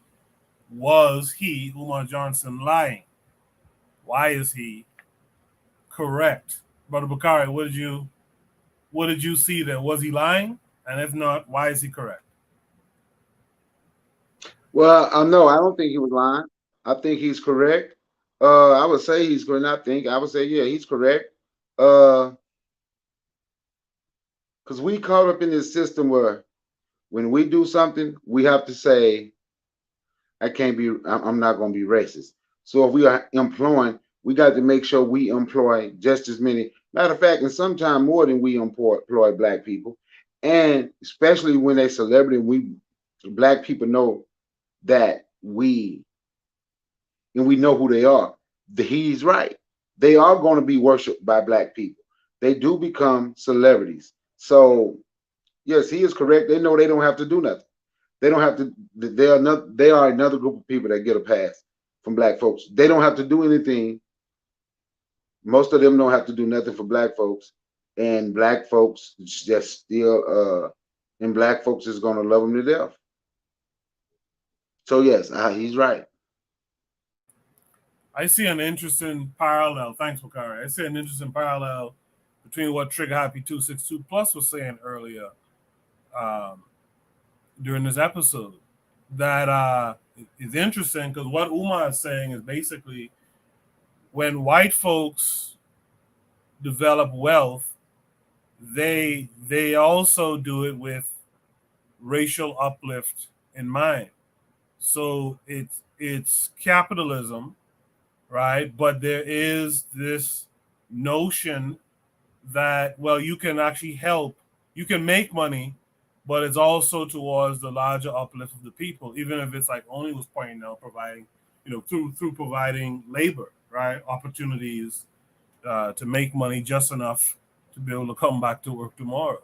So I also see a interesting thing here, and apparently, from what Umar is saying, the black capitalists aren't doing that. The black capitalists are all for self. So in a sense, to me, the parallel is that they more represent this exploitation than even the European does. Buana, what say you to all of this? No, I don't agree with that. I think that he's talking primarily in an American context. And because he's talking within an American context, I understand where he's coming from with that. Because I could name him at least four multi-millionaires that exist in my country who are black, who primarily, because we don't have such large numbers, but they hire hundreds of black people. The Numbers Boys is for one of them. You know about the Numbers Boys in Koku.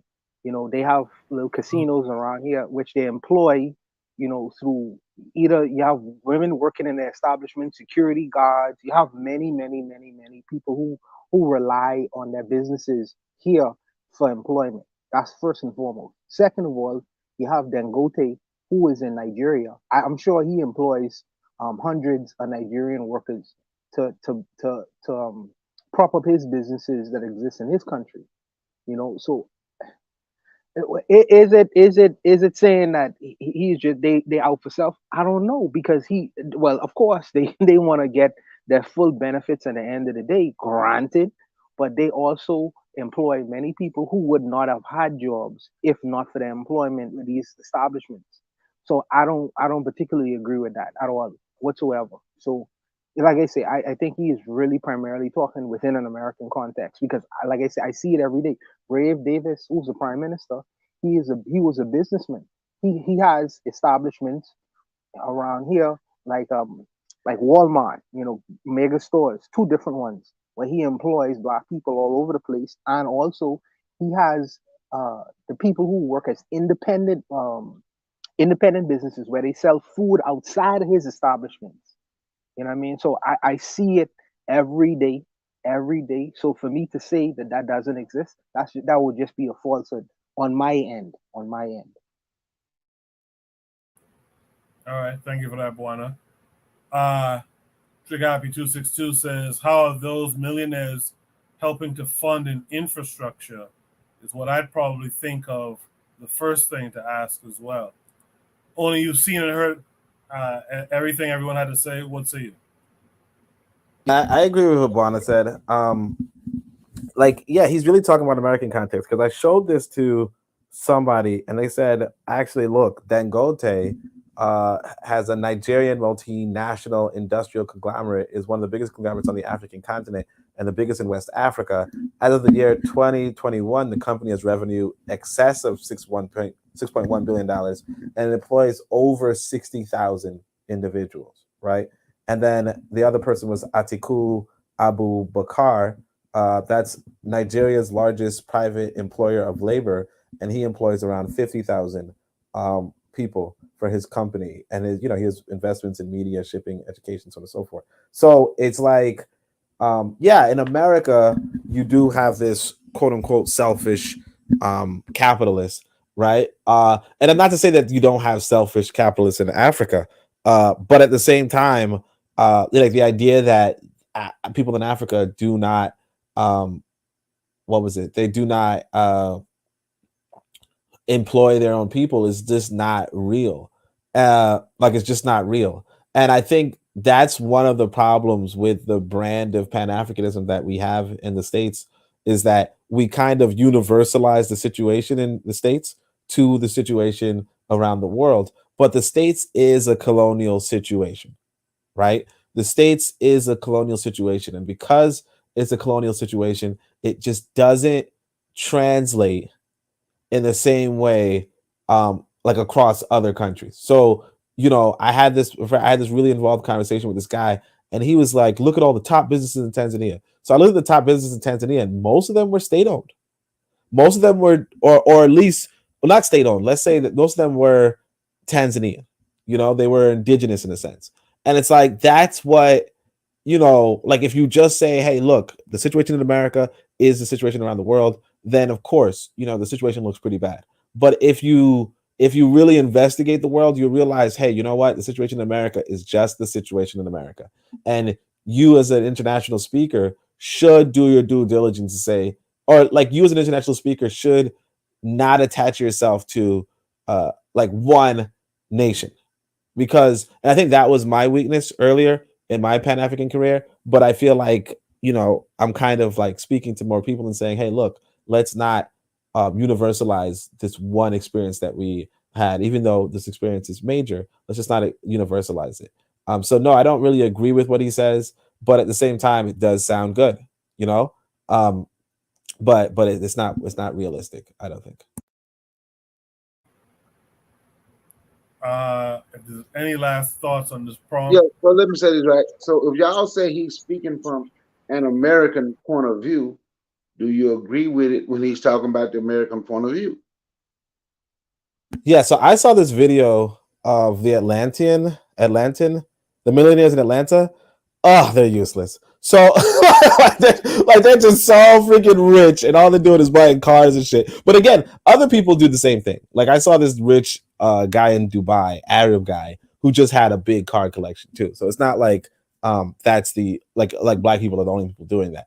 But I do think that people need a political education. So me personally, I advocate for a political education. I advocate for a race first, or pro-black kind of perspective, right?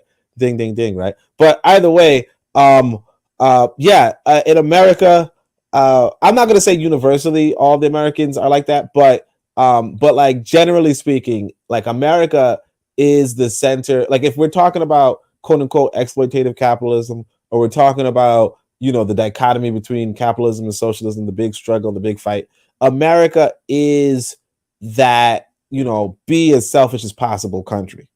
It is it's probably unquestionably, I don't want to say unquestionably, but it's probably the most selfish country on the planet. And I think a lot of the black people who have success in America have success based off of this quote unquote selfish model.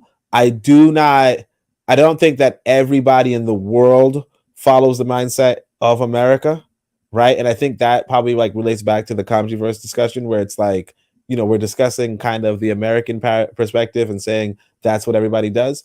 But I think that like realistically, yeah, in America, like somebody being selfish, somebody being like the kid just going around shooting people and like shooting 14-year-olds in the chest and then killing a 23-year-old girl, like that is just the pinnacle of selfishness, you know, pinnacle of just being a disturbed individual. And those kind of people do become millionaires in America, right? I don't necessarily say that personality is prevalent in Africa per se. Sorry. No, sorry, Oni. What I would say is, if it does exist, I think that because you have billionaires in black billionaires in America, and I think that they are missing a big opportunity. It's a big opportunity. Everyone in the world know the Black American experience. Everyone look at a Black American with some degree of fascination. But not everyone, but a lot of people do. So if I come to America and I could go to a Chinatown, right? If I could come to America and I could go to an Italian town, whether I'm an immigrant or just a visitor, do you know how many people, like, you know, back in the day, used to come to Harlem because people used to say, well, this is a Black Mecca. You know, I mean, even though they may not necessarily control the businesses in that area, don't you know the financial receipts that would be received globally and the people who travel into America just to go to a Black American town? Don't you know what the receipts that would come in? You know what I mean? So it would not necessarily, because the money would flow, you know, what do you call it? Not vertically, you know, laterally, because everyone would like to know or experience that Black American experience, what they've been hearing about all over the world. So it would behoove Black Americans to have a Black American town. So if you just one billionaire living on the hill, no one can have access to that. No one can gain access to that. Everyone want to see, well, what this whole Black American experience is.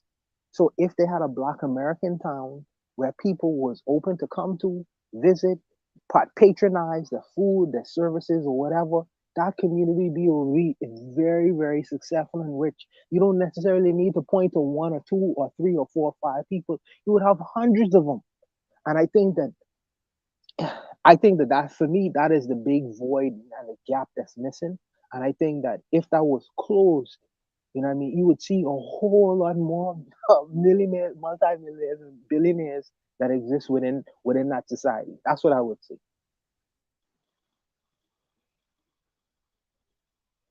So I just want to get to the point that Trigger Happy was talking about. I really do think. Make it brief for me.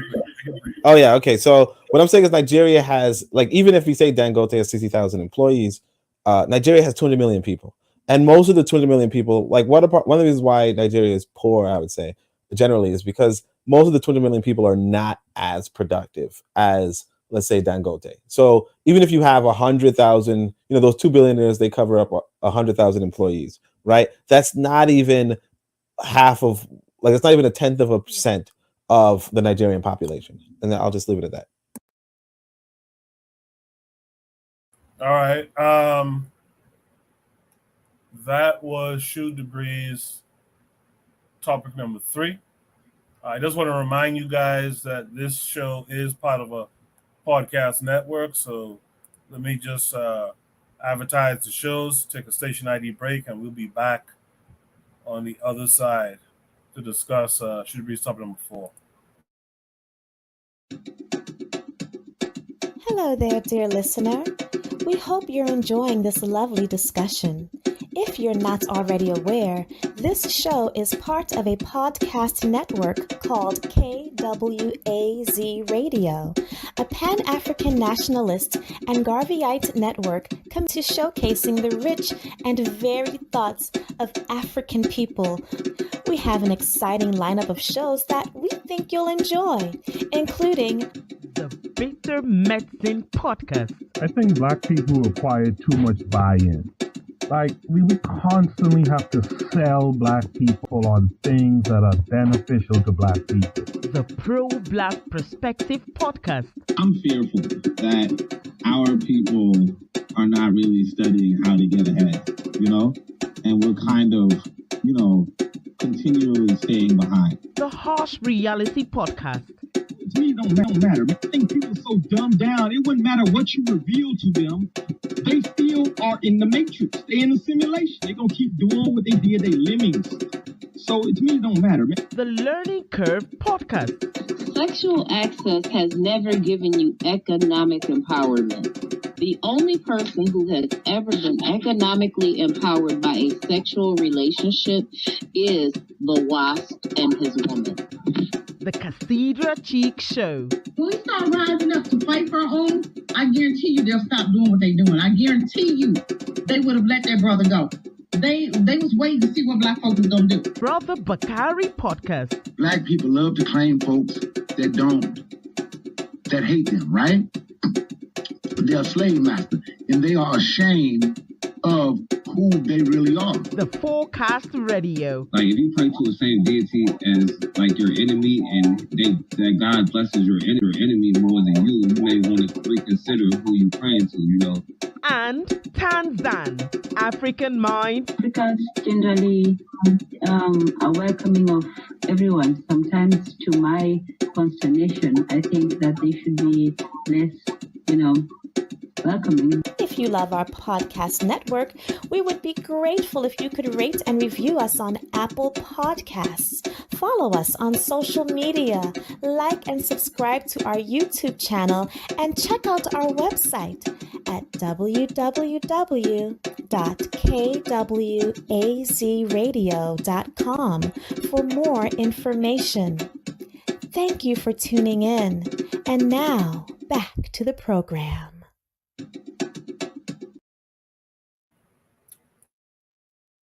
All right. Make sure you guys check out all the other shows on the network. We're going to go to Shoot the Breeze topic number 4 tonight. Shoot the Breeze topic number 4 says it's thread. Does she need to be locked up? So here's this tweet. It says, I legit want to see this woman serve life in prison. Talking about this young black woman here. It goes on to say her name is Dominique Jones.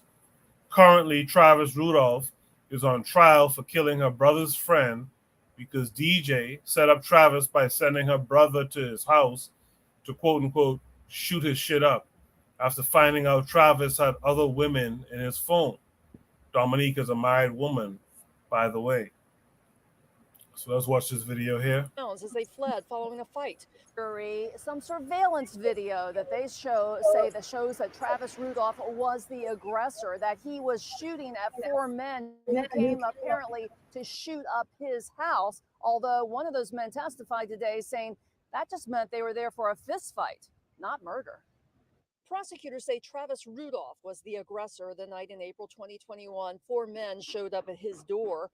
Rudolph shooting 39 rounds as they fled following a fight, showing jurors this surveillance video of bullets flying from Rudolph's semi-automatic rifle as he chased them down the street. Murder begins when self-defense ends. Now, that was a simple sentence said many, many years ago, but that simple sentence perfectly encapsulates why this defendant right there, Travis Rudolph, is sitting in the chair that he's sitting in. The 4 men arrived when Rudolph's girlfriend contacted them, claiming Rudolph had assaulted her after she found texts from other women on his phone, telling them to come shoot up the house. One of those men, the girlfriend's brother, testifying he was throwing punches at Rudolph during the fistfight, but insisting no one pulled a gun and all 4 ran and got into their car. But Rudolph's attorney insisting Rudolph was acting in self-defense. Isn't that a fact that you guys immediately attacked him, never giving him a chance to do anything? No. Rudolph's attorneys say he never began shooting until 2 of the men in the car pointed guns at him through the windows, and he was in fear for his life. They were vigilantes. They were 4 men who went there to retaliate and kill, just as they were ordered to do. But Kashawn Jones saying he was in the front seat and did not see Sebastian Jean-Jacques lean out of the back seat and point a gun at Rudolph. I'm telling you that I didn't see any guns pointed. And two of the men did apparently have weapons. Testimony in this case will continue. Okay, so there's that part of the thread. Let me see if it continues. It continues to this video here. Let's listen to it. And you were jealous that he was down in Miami so long, right?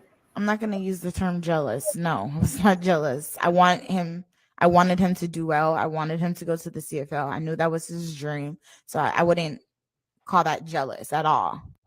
You knew then, now again, that after he went to Canada, his dream was to come back and his hope was to get a contract with the NFL, right?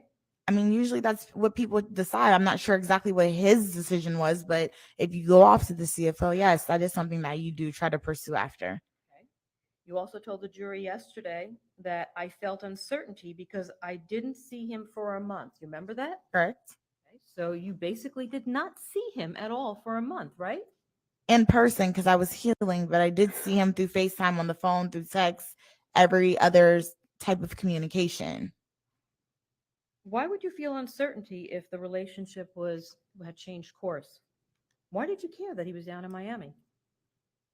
It's not that I cared. It's just that I just had surgery. So I kind of wanted comforting from him and him to be there a little bit more and things like that. So that's more of what it was. Well, you had some concerns because the minute he stepped out of the house when DJ came home, you took it upon yourself to snoop through his phone, right? I didn't snoop because he gave me the password. So I just want to clarify that. Oh, hold on. He did not give you the password that day, right? He gave it to me to let me know I can look through it whenever I wanted to. Right. That he gave you that password months earlier on in the relationship, right? Mm-hmm. Is that a yes? Yes. So this is not a situation where you guys are alone in his house. He says, hey, by the way, here's my password. Feel free to go into my phone. I'm going to go step outside. That didn't happen, right? No. Okay. So he walks out for a minute and you could not resist to take his phone, his personal property, go in, put his password and start snooping around, right? Yes, because we were in a relationship and he gave me that password. So have you snooped around in his phone on prior occasions with his password? No, because I just had surgery, so I haven't seen him in a while. So you were snooping around because you were... I wouldn't use the word snoop. Overruled. You were snooping around.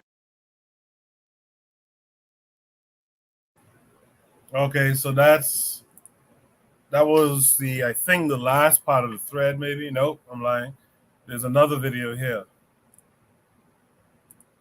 I just had surgery, so I haven't seen him in a while. So you were snooping around because you were... I wouldn't use the word snoop. Overruled. You were snooping around because you were concerned about him seeing other women down in Miami. Isn't that the bottom line? The bottom line is he was my boyfriend at the time. I haven't seen him in a month, and I was curious. That's the bottom line. Okay. You didn't want to lose him, right? Of course not. And when Travis said that he found Kyla's body more attractive than yours, you became infuriated, right? No. You didn't? No. You weren't upset that he found Kyla more attractive than you? No. When you saw the text from Kyla, you told the jury yesterday it was time for me to go. You remember that? Correct. And when you saw the text from Kyla, Travis was still outside, right? He was out with his brother. You were looking through his phone when he was outside. Correct. So you waited for Travis to come back into the house to confront him, did you not? I more so didn't confront him. I just went into the room to grab my things. So you didn't walk right out the door, did you? I went to go grab my things, and he seen his phone on the couch, so he kind of put two and two together. You waited for him to come back in so that you could confront him. Isn't that what's happening? I didn't confront him. He kind of confronted me about the situation because he's seen his phone was open. You wanted to hurt him, and that's why you stayed in the house so that you could confront him and then destroy his property. Did you not? No, I wanted to grab my things and I wanted to leave. Well, But you immediately went off on him, didn't you? No, Yesterday, you told the jury I was hurt. I was not angry. You remember that? yes. You were actually very angry, were you not? I was more so hurt than angry. But you were also angry, weren't you? I was more so hurt than angry.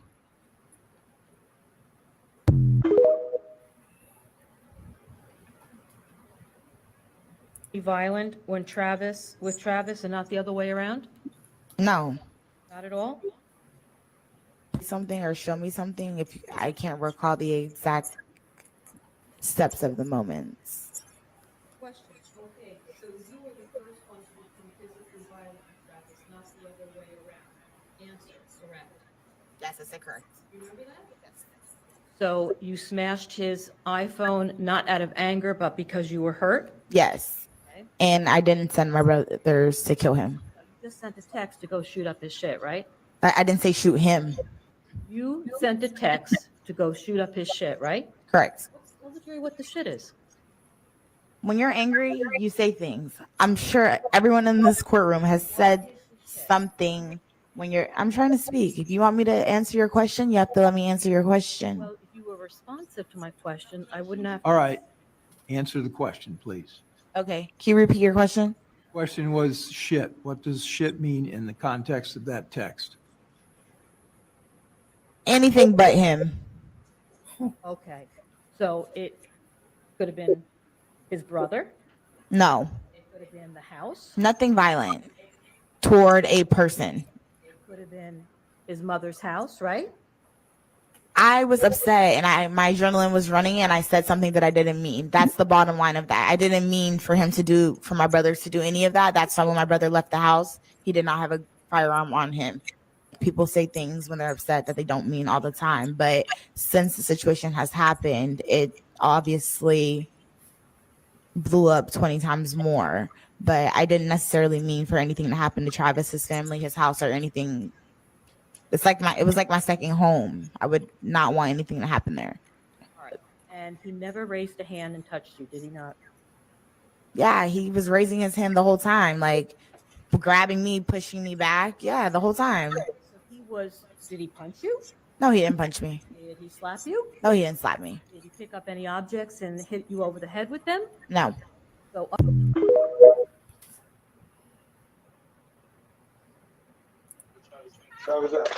According to court records, Rudolph and his then-girlfriend, Dominique Jones, got into a fight earlier that night. Open this door, bro, because this got me. Dominique, stop. Who are you calling it, bro? Afterwards, she texted her brother, Keyshawn Jones. Evidence shows they both made threats towards Rudolph.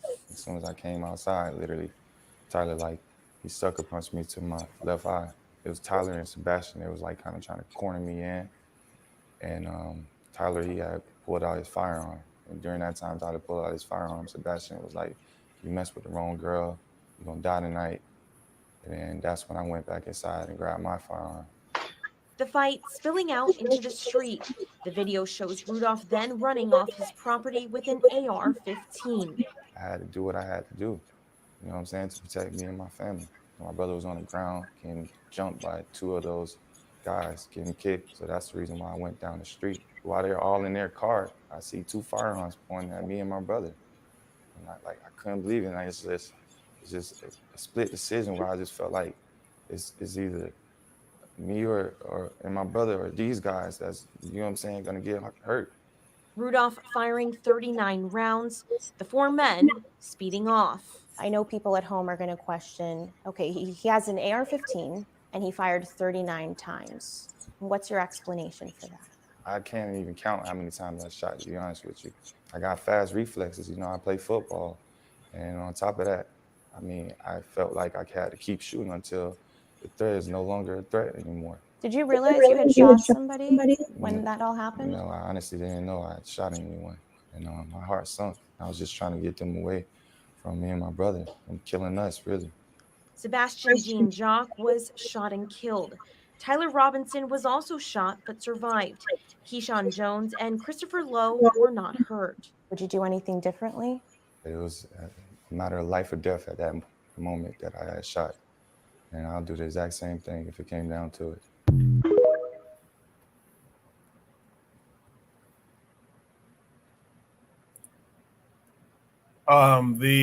The next tweet says prosecutors on this case didn't even bother looking for any weapons on the scene that belonged to the quote-unquote victims. Never heard of anyone bringing a gun to a fist fight. Yeah, let me show up with my gun to fist fight you, Cap. It says Shiner hopped on Robinson's decision to dump his handgun after fleeing from the car. Robinson said it was because he was bleeding out. He wanted first responders to treat him for his injuries, not confuse him for a gunman. When asked why he didn't immediately tell others about the gun, Robinson said he was preoccupied with staying alive. The villain to Tinder versus the villain after she plans your murder. Just look, this is the same woman, by the way, in the left and right picture. Says, I wasn't informed you can stand your ground with an AR-15. It was more so the detectives didn't do their job collecting all the evidence. So what they presented to the judge made it look like Travis was shooting at a fleeing car, and the people in the car were not a threat at the time. I think I'm going to end this read here. I'll read this one. It says, one last thing. Stop using this situation to spread horrible tropes, stereotypes. I don't care for gender wars. This was about Travis Rudolph and his horrible person who happens to be a woman, Dominique Jones. This doesn't speak to black men or black women as a whole. I'll hide your replies. So you guys probably heard about this story as well, especially folks who might be sports guys. Probably kept up with this story. What says you guys to this? Let's start with Bakari this time. Bakari, what say you? 4 people showed up. Somebody, I saw you was reading those texts. They said they ain't never seen people show up to a fist fight with a gun or show up to a gunfight and start using their fist. Well, I have. I've seen people come. If they had opportunity, they want to pistol whoop you with the gun. But anyway, 4 people show up, and he got an AR-15. In my opinion, you done showed up to my house, you knocking on my door, you fight me, and it's 4 of y'all, and y'all already got my brother down, stumping him. And if I say I see something in your hand, you have a right to defend your house. You have a right to defend your house. That woman right there, that woman right there, she need to be getting some type of charges. She done text them, come shoot up his ish, come do all that, and then somebody end up dead. She need to be getting charges. She shouldn't be off. She shouldn't get off this. She caused the whole damn thing. She caused the whole thing. Yeah, the mic. Let's hear from Buana. Next, Buana, what say you? No, she should get. First of all, let me say that shout out to Travis. He got not guilty on all charges. You know, he's a free man. I personally think that I agree with Brother Bakari. She should be charged 2nd-degree murder. She started this whole situation and happening, and the law they would say was this felony murder, but she started the whole situation, the series of events and happening. She is responsible for it, you know, and them going to his house and actually trying to accost the man with guns. You know, you don't in Florida, you don't have the duty to retreat. You know, that's one of the terms, elements in standing your ground. You don't have the duty to retreat. So even though he ran out into the street and he was no longer within his premises, his home premises, and I think that at a certain time he kind of like pursued the car, but he has no duty to retreat, especially when they started the whole thing. So I think that I am glad with the verdict. You know, I do think that this chick, unfortunately, she has no conscience for the death. I mean, when she took the stand, because I was following the case, when she took the stand, you know, it seemed like she had no remorse for the person that died. You know, she ended up the guy Jean-Jacques. in Florida. That's probably one of her Zuli cousins. He ended up dying. Ain't no coming back from that. And this sister, this lady, my sister, this lady, she looks like she really could give a shit about what actually happened to that guy, man. I understand the whole thing of defending your sister's honor, but if and she was married, I think she was married at the time, but I don't think that Travis knew up to a certain point when she was married. You can't be cheating on someone who is actually fucking married. How are you cheating on someone when you married and you getting so upset you beating up the man? There was so much evidence against this particular lady that I don't understand why the prosecutor is not bringing up charges against her. But I think that it's a continuing case, and I think that these guys need to be charged with either second-degree murder or felony murder, one of the two. You can't just have these people out in the street willy-nilly because they have no kind of remorse for the things of what they did. When these guys took the stand, I mean, it's crazy because they was acting as if like nothing really happened. And a man actually died from this situation. So you have to be careful of these pretty face. What I call them is beautiful trash. Beautiful trash. You have these women with beautiful faces, but mentally they trash. They trash.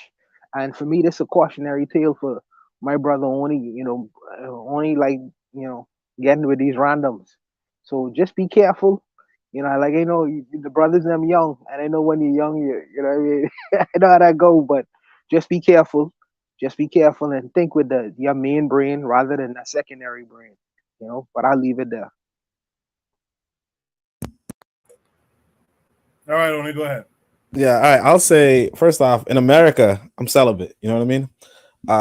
Because I mean, like these American women, I can't. Like they got a different personality. They're not as whatever. Although I could say that I did run into. All right, let me stop. This lady, yeah, I mean, should she be locked up? She's actually the cause because she lied on this dude, and I think one of the troubles, unfortunately, is, there's that believe her, and this is like kind of the street justice thing, kind of the like I don't know, I don't really understand two things. One, so they just believe this woman that she was attacked by this football player, and there is no physical evidence that she was attacked. And it's like, okay, it's not, you're not being a bad brother if you stand up for your sister, right? Like that's part of what you're supposed to do. But my thing is, why did this football player open the door for this lady? And then also, why you don't just cut these people out of your life? Like I feel like we don't know how to navigate for our interests. So I started being celibate, and not just that. I'm thinking about at some point I might just marry a woman, right? I actually have a woman in mind, right? Yeah, I know. Congratulations. But why I'm saying that is right. But what I'm saying is that I spent a rigorous process, talking to different women, multiple women, whatever. And I kind of could narrow down, hey, you know what? This woman has a good personality, right? And I think the trouble with a lot of men is that a lot of us do not go through the rigorous practice of, hey, this woman has a good personality. This woman straight up, first off, they're both kind of bad personalities, right? What at the point where you feel like calling a woman a bitch, to her face, no less, right? You should not be with that woman. Like this woman is agitating you to the point where you are losing your own personability, right? You should not be with this woman. He's going to some door with this woman like, yo, leave, like, let this bitch go away from me. And then she's like, who you calling a bitch? And she punches him. At that point, dude, say, look, I can't deal with you anymore. Block her. Like I've blocked. If you look through my phone right now, because I had quite a few women inside of Tanzania, right? If you look through my phone right now, a lot of them are blocked. Some of them are just blocked for just asking me, hey, could you buy me some KFC? I was like, what? You want me to buy you KFC after? No, fuck you. Blocked. I didn't say fuck you, but I blocked her, right? But it's like, It's like, if I'm blocking people for just asking me for damn KFC, how you can't block a woman who's making you say the B word? Like, I blocked that woman for like just agitating me. This guy is he is clearly agitated. And instead of just saying, you know what, you're out of my life, all that kind of stuff. No, he's opening the door for 4 dudes. Why would you open the door for 4 dudes? Because you think you're a tough guy. Great. You know? But you're a tough guy. That's good for you. You lost the fight. Now, and they're trying to kill you. And I think, hey, he's totally justified in shooting at them and killing some of them, obviously, because they came there to kill him. Right? She's obviously a problem as well. And, should she be locked up? Sure. But again, the character of a lot of our people is so lacking that this isn't even seen as unusual. And it comes back to, hey, you know who's going to clean up this mess? This white boy. And that's a problem. That's all I'm going to say. Let's welcome in our brother Carl this week. Carl, how are you? I'm good. How about yourself, Koku? Everybody, hope everyone's doing well. Yes, sir. Thanks So, for I've been following this case myself too, and without question, this girl should be charged. I mean, I think if you don't charge her, it's gonna, incentivize this behavior. And this is a common thing, This is proxy violence. We like to have this story that women are the more emotionally mature gender, and they're the ones who are, able to control their emotions. Women are humans just like we are, and they're just as violent as men are. They just don't have the physical strength to be as violent as men are. So what they do, they enlist other men to act on their behalf, whether it be through lies, through manipulation. This is a common thing. So she did what she did, and she knew what she was doing. And it's interesting. The prosecutor decided to charge him and not the people who came to his house. Now, felony murder definitely needs to be on the case because her lie, all this emotion, there would have been not been anything had she not lied. She's deleting evidence. They said she deleted text messages, which is another felony. They didn't prosecute her for that. So this woman is just really just doing whatever the hell she wants to do, and somebody is dead behind it, and there's no remorse. She's on the stand, dripping with arrogance. I don't want to sound. A lot of women have a problem with accountability. A lot of women have problems with, she fucked up. It's always a man's fault. Somebody made her do this. She was hurt. She was upset. It doesn't matter how you feel.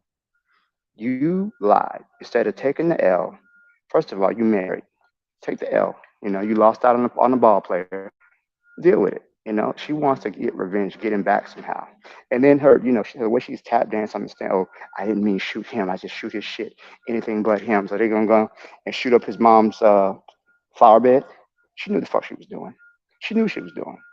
So it went out of control, and she doesn't even feel bad about it. She will do this again. If she's let free, she'll do this again. She already has that capability. So lock her ass up, go away. Whatever she needs to be made an example of. And every time it comes out that the women they need to be charged with whatever charge, especially killings. I'm sorry. Can you hear me better now? Yeah, go ahead. How about now? Is that better? Okay. Yeah, she needs to go to jail. That's all I'm saying. I'm gonna leave it there. But yeah, she needs to be locked up completely. If there's no last thoughts on this prompt, let's see if we could squeeze this last one in. Should be topic number 5 tonight. Should be topic number 5. Says, what exactly is love? Let's see. Takes us to YouTube. I probably won't play the whole video, but let's play some of it. Ancestry. I'm your guide and host, Kwesi Kunadu. Our topic today will be love, or what I refer to as Odo. And in a moment, I'll share with you why I'm using 2 different words to talk about what you think is the same thing, but in many ways they're not. Love is a big topic. And what did love have to do with ancestry? Well, in many ways, almost everything. You see, this thing called love It is an idea, a practice, and a feeling. And so I want to distinguish the two for us. You see, love as an idea is a concept like family or togetherness. And as a concept or idea, love is often used, abused, and misused. Pedophiles say they love the individuals they harm. Rapists say they love the individuals they harm. Priests and pastors say they love the boys and girls that they abuse. And so love is an embattled word because it can be used to cover anything that is done from one human to the next. Now, love is a feeling that's less embattled. Almost all of us have experienced at some point in our lives, whether for short term or long term, this feeling of love. It's a feeling that is joyful. You feel light. You feel like you want to smile or even laugh, right? You feel something sort of bubbling inside you. And most of us like that feeling. Now, this feeling is both a chemical reaction, but it's also a non-physical reaction. You see, we human beings, as spirit encapsulated and as spirit having human experience, we are energies that are connected to other energies. You ever wonder why you think about someone, then they call you or text you in that moment? Because your energy is tapped into theirs on the same network, if you will. Think of it as a grid. And on this grid, where we all are networked, we communicate with each other, often without words. And that energy is the currency of that grid. And that grid or network is what connects us together as human beings and allows us to share these moments that are not simply requiring us to be in the same space. Love is the same as a feeling. It's an energy that can move us, that can motivate us, that can make us do certain things. Some say love makes us foolish. Possibly. I would rather say love moves us and perhaps we do foolish things with it. And so love as a feeling is less embattled than love as a concept or idea. But love as a feeling has limitations. You see, what we often think of love as a feeling is really infatuation. It's really a sense of what I like about that person, what I desire about that person, including desiring this very same person. What I want to suggest here in this episode is that love is inadequate to capture the real, genuine, and almost unfakeable, yes, I made that word up, unfakeable connection between human beings. You see, love as a feeling is more so based usually on what you see, what you detect.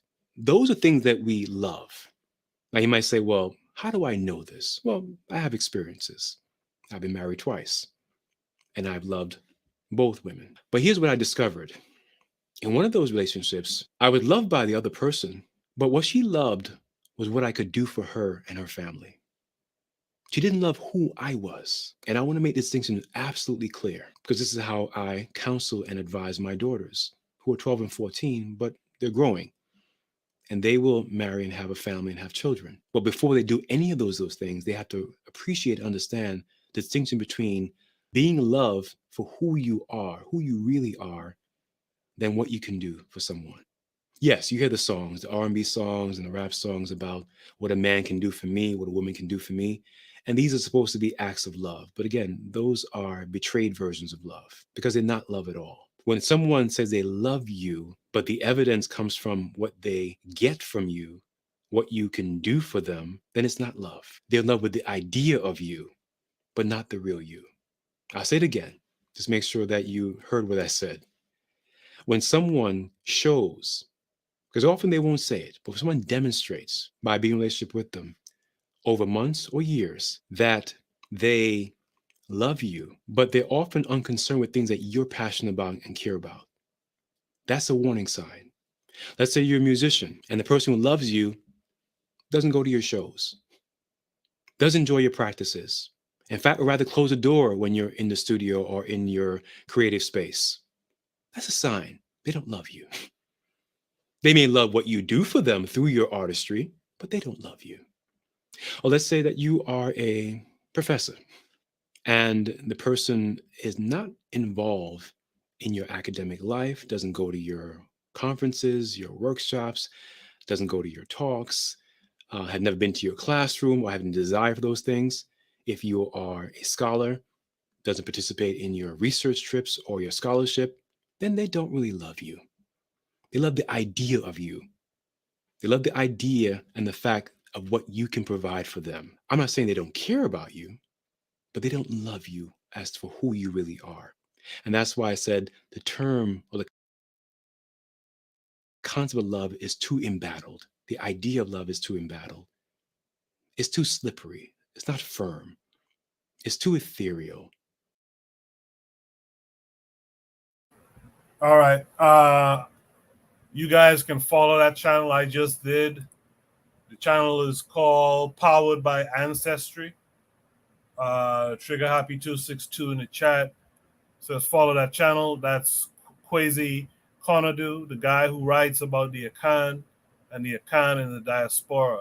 Very good videos. He also has an important video on African spirituality. So you guys can check it out. I'll definitely be going through the channel myself. But for time's sake, let's get on it. Carl, what say you to what you just saw? What exactly is love? I think that was a very good video. I'm going to follow this guy. I think love is a verb, really. Love is more of an action than it is an emotion. Because like he was saying in the video, if you love somebody, you know, you care about the things that they care about. And I think that living in the world we do today, living in a capitalist society, love is commodified. You know, everything has a price tag behind it. You know, I can't love you unless you make a certain amount of money. You got to have a certain car, a certain job, you know, bring in a certain income. So I think that what he was saying was very good. And I think that, you know, we have to really look at how we compartmentalize people, how we put people behind paywalls. You know, you can only access certain feelings and affections if you make a certain amount of money. So I think it's a good, very good video. I think that, you know, we have to look at love in a more holistic standpoint, not so much as like he was saying, you know, like I like what you do for me, but do you like me as a person? I think that's a very, very good point. I'll leave it there, Courtney. Thank you. Thank you, Carl. Let's hear from Bakari next.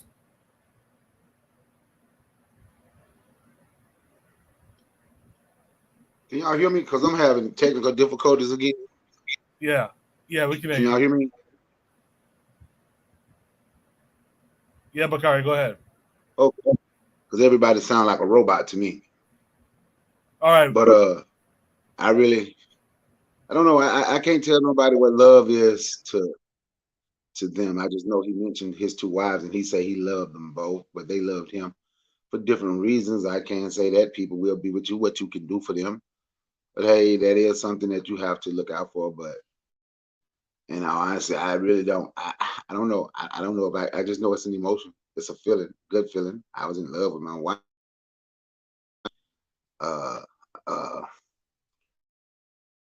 So that's all I got on that. All right, Bakari, I appreciate that. Oni, what say you to this? I'm curious to hear what you're gonna say about those energies tapping into each other and all that stuff. Go ahead. Wait, what energies? What are you talking about? Anyway, but what I was saying was, yeah, you know, like I said about the woman with the KFC, you know, like she would tell me every freaking day, "I love you, babe. I love you, babe. Can you buy me some KFC?" You know what I'm saying? now, if you're wondering, yes, she did have some crazy nyash. So obviously, you know, the KFC came with the territory. But if anybody's wondering, but yeah, it's like. Yeah, some of these women, you know, they would tell you, "Hey, I love you," and I'm like, "Look, you don't even know my scholarship." Like something like, so, you know, I wasn't going around bragging, "Hey, everybody, I'm Oni," you know, I'm Oni, I'm the most hated Pan Africanist on the planet. No, I'm not. I'm joking. I'm not. I don't know whoever is the most hated, but regardless, you know,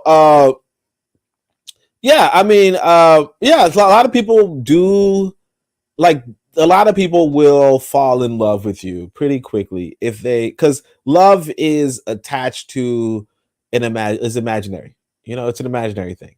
It's attached to your imagination of the other person.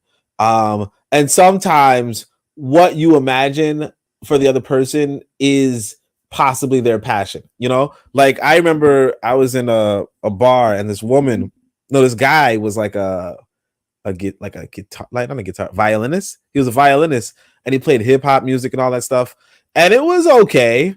But his girlfriend was feeling it, like she was just like his number one fan. She was like a super fan. That type of stuff is like what he like this. That's the kind of love this guy is talking about. Now, is that the only type of love? No, but that's the kind of love this guy's talking about. So I think it's really important for us to, come to terms with the idea that, maybe people have different quote unquote love languages, and quote unquote, maybe that's the kind of desirable love that he finds the best for him, i.e. the woman who loves him for being a con specialist, right? On the other hand, though, there could be a man who feels like, hey, a woman who loves me for my money is actually a good thing, or I guess there was a recent case, since we're ending right now. There was a recent case of this basketball player who was messing with a porn star, and he ended up having a child with a stripper, and she kind of blew up and all that kind of stuff. Now, did she love him? Probably, right? And did he love her? Probably. You get what I'm saying? Now, obviously, he loved her probably in the capacity that he could buy her sexual access. And she obviously loved him for the capacity that he would be her trust fund or something like that. That is reasonable. According to her, she encouraged him in his basketball career. She encouraged him to be better. She was his comfort and all that kind of stuff. So it's like, and maybe I don't know if she was so passionate about basketball. I don't know. But the point is, she was a prostitute, obviously. All I'm saying is that, I do appreciate this sort of angle of, hey, you know what? You like what I'm doing, and that's why you're the best variety of love. And I've heard that from particularly the woman I'm interested in. She's like, I don't know why other women only see you for money. I see the greatness in you. And that's a nice compliment, coming from, somebody who barely gets English or whatever, right? But it's like, that is and I mean, that's a comforting thing, to not just love somebody for money. But again, there are some people, like for instance, the basketball guy who's worth $200 million. He probably is like, hey, love me for my money. You know what I mean? I don't think there's a one size fits all, but I do appreciate his description, and that's what I'll say. All right. Trigger Happy 262 in the chat says, I would still describe that love to be superficial, or a type of love developed by the insistence of Western cultures to attach itself to consumerism and individualism. Buana, you've heard everything that's been said and typed in the chat. What say you to all of it? Yes, sir. I believe I agree with my brother. When he said that love is an action word. Carl. When Carl said love is an action word, I agree with that. But for me personally, I think that love, all these romantic views of love and things like that. I'm not a Roman. I'm a Bahamian, so I can have different kinds of associations with that particular idea. Because for me, love is an irrational emotion. It's really an irrational emotion. And I say that because when I think in terms of that idea of love, this unfettered, irrational emotion for a person, I think about my nephews or my nieces. I love them without knowing their characters, without knowing their character flaws. I just love them. I just love them. I'm willing to give them anything. I'm willing to die for them. I'm willing to die for them. But when it comes to me in relationships, I don't really move with that word. I move with more. So the sister I date, I respect her. I have admiration for her. I care about her, but I don't move with that word or association with in terms of love. I don't. I don't. And maybe that's the reason why this relationship has lasted longer than other relationships that I associated with this notion of love with when I was in my ignorant days. You know what I mean? Because that emotion comes and goes. It sways with the tide. So I feel like sometimes it's an irrational emotion. You can't really put a finger on it. And I, when it comes to my personal relationships, I rather move on a level of respect, admiration, I care, but when I talking about the irrational or irrational emotions or feelings and things like that, I attach that to my little nephew, my little nephews and things like that, because I really don't know them. I just love them because they exist, just because they exist. So I kind of like separate and categorize these different kinds of emotions. But these things are very difficult to put a handle on when it comes in terms of love, because all we've been taught in the Western world is this romantic notion of love. When it comes to interpersonal relationships, and we see how that goes. So I don't move with that. My personal relationships with the opposite sex, I move in terms of something different from that. But I give the kudos and successes, all the successes in the world, to the brothers who have managed that word with their opposite, their better half or whatever. But for me personally, I really don't move in that word when it comes to my intimate relationships, because I have found that I could appreciate the aspect of respect, admiration, because there are some qualities that exist with the sister I'm with that I look at and I say, I admire that. I admire that about the sister, or respect. And this is the reason why I care to do certain things for her. But this whole notion of love, I think that's a fleeting idea. And this Roman psychology, I don't have a handle or grasp on. So I don't work with it, because it's really an irrational emotion. And if you deal with any black woman in the world, you got to use your head. You know what I mean? So that's where I am with this particular poem. But I'll stop there. Anyone else want to add any last thoughts here? Being that this is the last poem for tonight. All right. That's it for tonight. I want to thank everyone who was here tonight, everyone who joined the panel. Carl, Brother Bakari, Oni, Buana, Trigger Happy 262 of the chat. I also saw KW Don 7 earlier. I don't know if I shouted them out. I didn't see Jordan Moore and a few others, but it is what it is. Hopefully you guys will join us next time. Make sure drop some comments after the episode has posted as well. I usually have some prompts up there for you all to respond to. Let's shout out some things. Carl, you want to shout anything out tonight? Nothing really to shout out tonight. So we're doing a shorter show now. Is that what we're doing? A new format? We're just doing 5 topics now. Yeah. Until my thinking is to incentivize it also to how people start to bring the numbers up, man. Let's bring the numbers of viewers up, and then we could accommodate another hour or another 2 hours, something like that, Okay. All right. Well, I'll see what I can do. It's been a little hectic, man, but with everything. I mean, All right. life is tough, but I'll try. Thanks for having me. Yes, sir. Thank you for coming through. Let's go to Bakari. Bakari, you want to shout anything out this week? I will be doing a show tomorrow on Mind Our Black Business, episode 13, which I'm getting back to doing that on every Sunday. So yeah, I will be doing that tomorrow.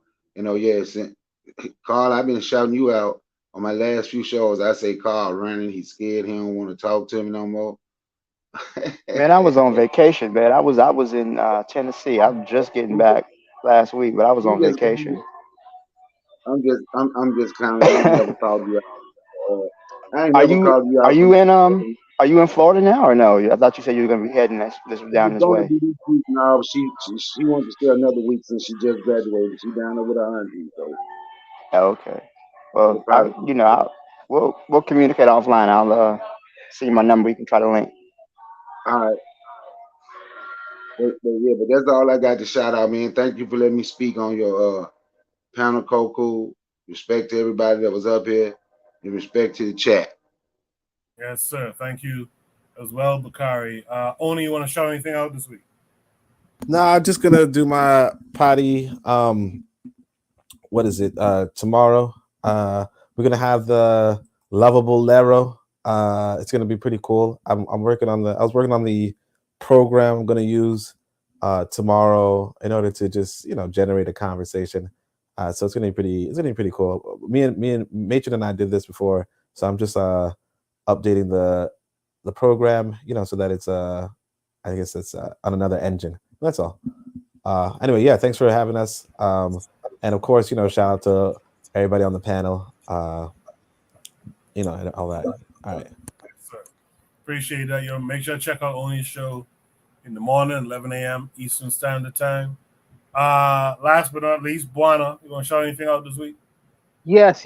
I want to inform the long-time listeners. I understand that the long-time listeners love the 6-hour shows, but understand that, people have a short attention span. So Coco is attempting to do something a little bit different to bring up the numbers and listener and viewership, because the attention span for many people is not 6 hours. So just bear with Coco, and he's just trying to do something different to, make more people aware of the show, and hopefully the numbers will grow so we could go back to the 6-hour shows. So I just want to let the viewers, the old time viewers, just let them be aware of what's actually happening and why he is attempting to make the times a little bit shorter. So I'll stop there. Respect to the panel, respect to everyone. I appreciate the content with what everyone came to bring tonight. So appreciate that, Buana. Appreciate all of you. Maybe I might show up during the week sometime. We'll see. If not, you'll see me here next week for the Shoot the Breeze, Saturday Night Shoot the Breeze, 8 p.m. Eastern Standard Time. Check out Bakari's show tomorrow. Check out Oni's show. Subscribe to their channels. House Rally Podcast is going to be on hiatus, I guess, for the next few weeks. So look up for them in the near future. Until next week, I'll see you guys. Drop your topics on the Discord. Join the Discord. Drop your topics for Shoot the Breeze. I'll try to make them interesting 4, 5, 6 topics for next week. And until then, I guess, I'll see you guys. Be good. Peace.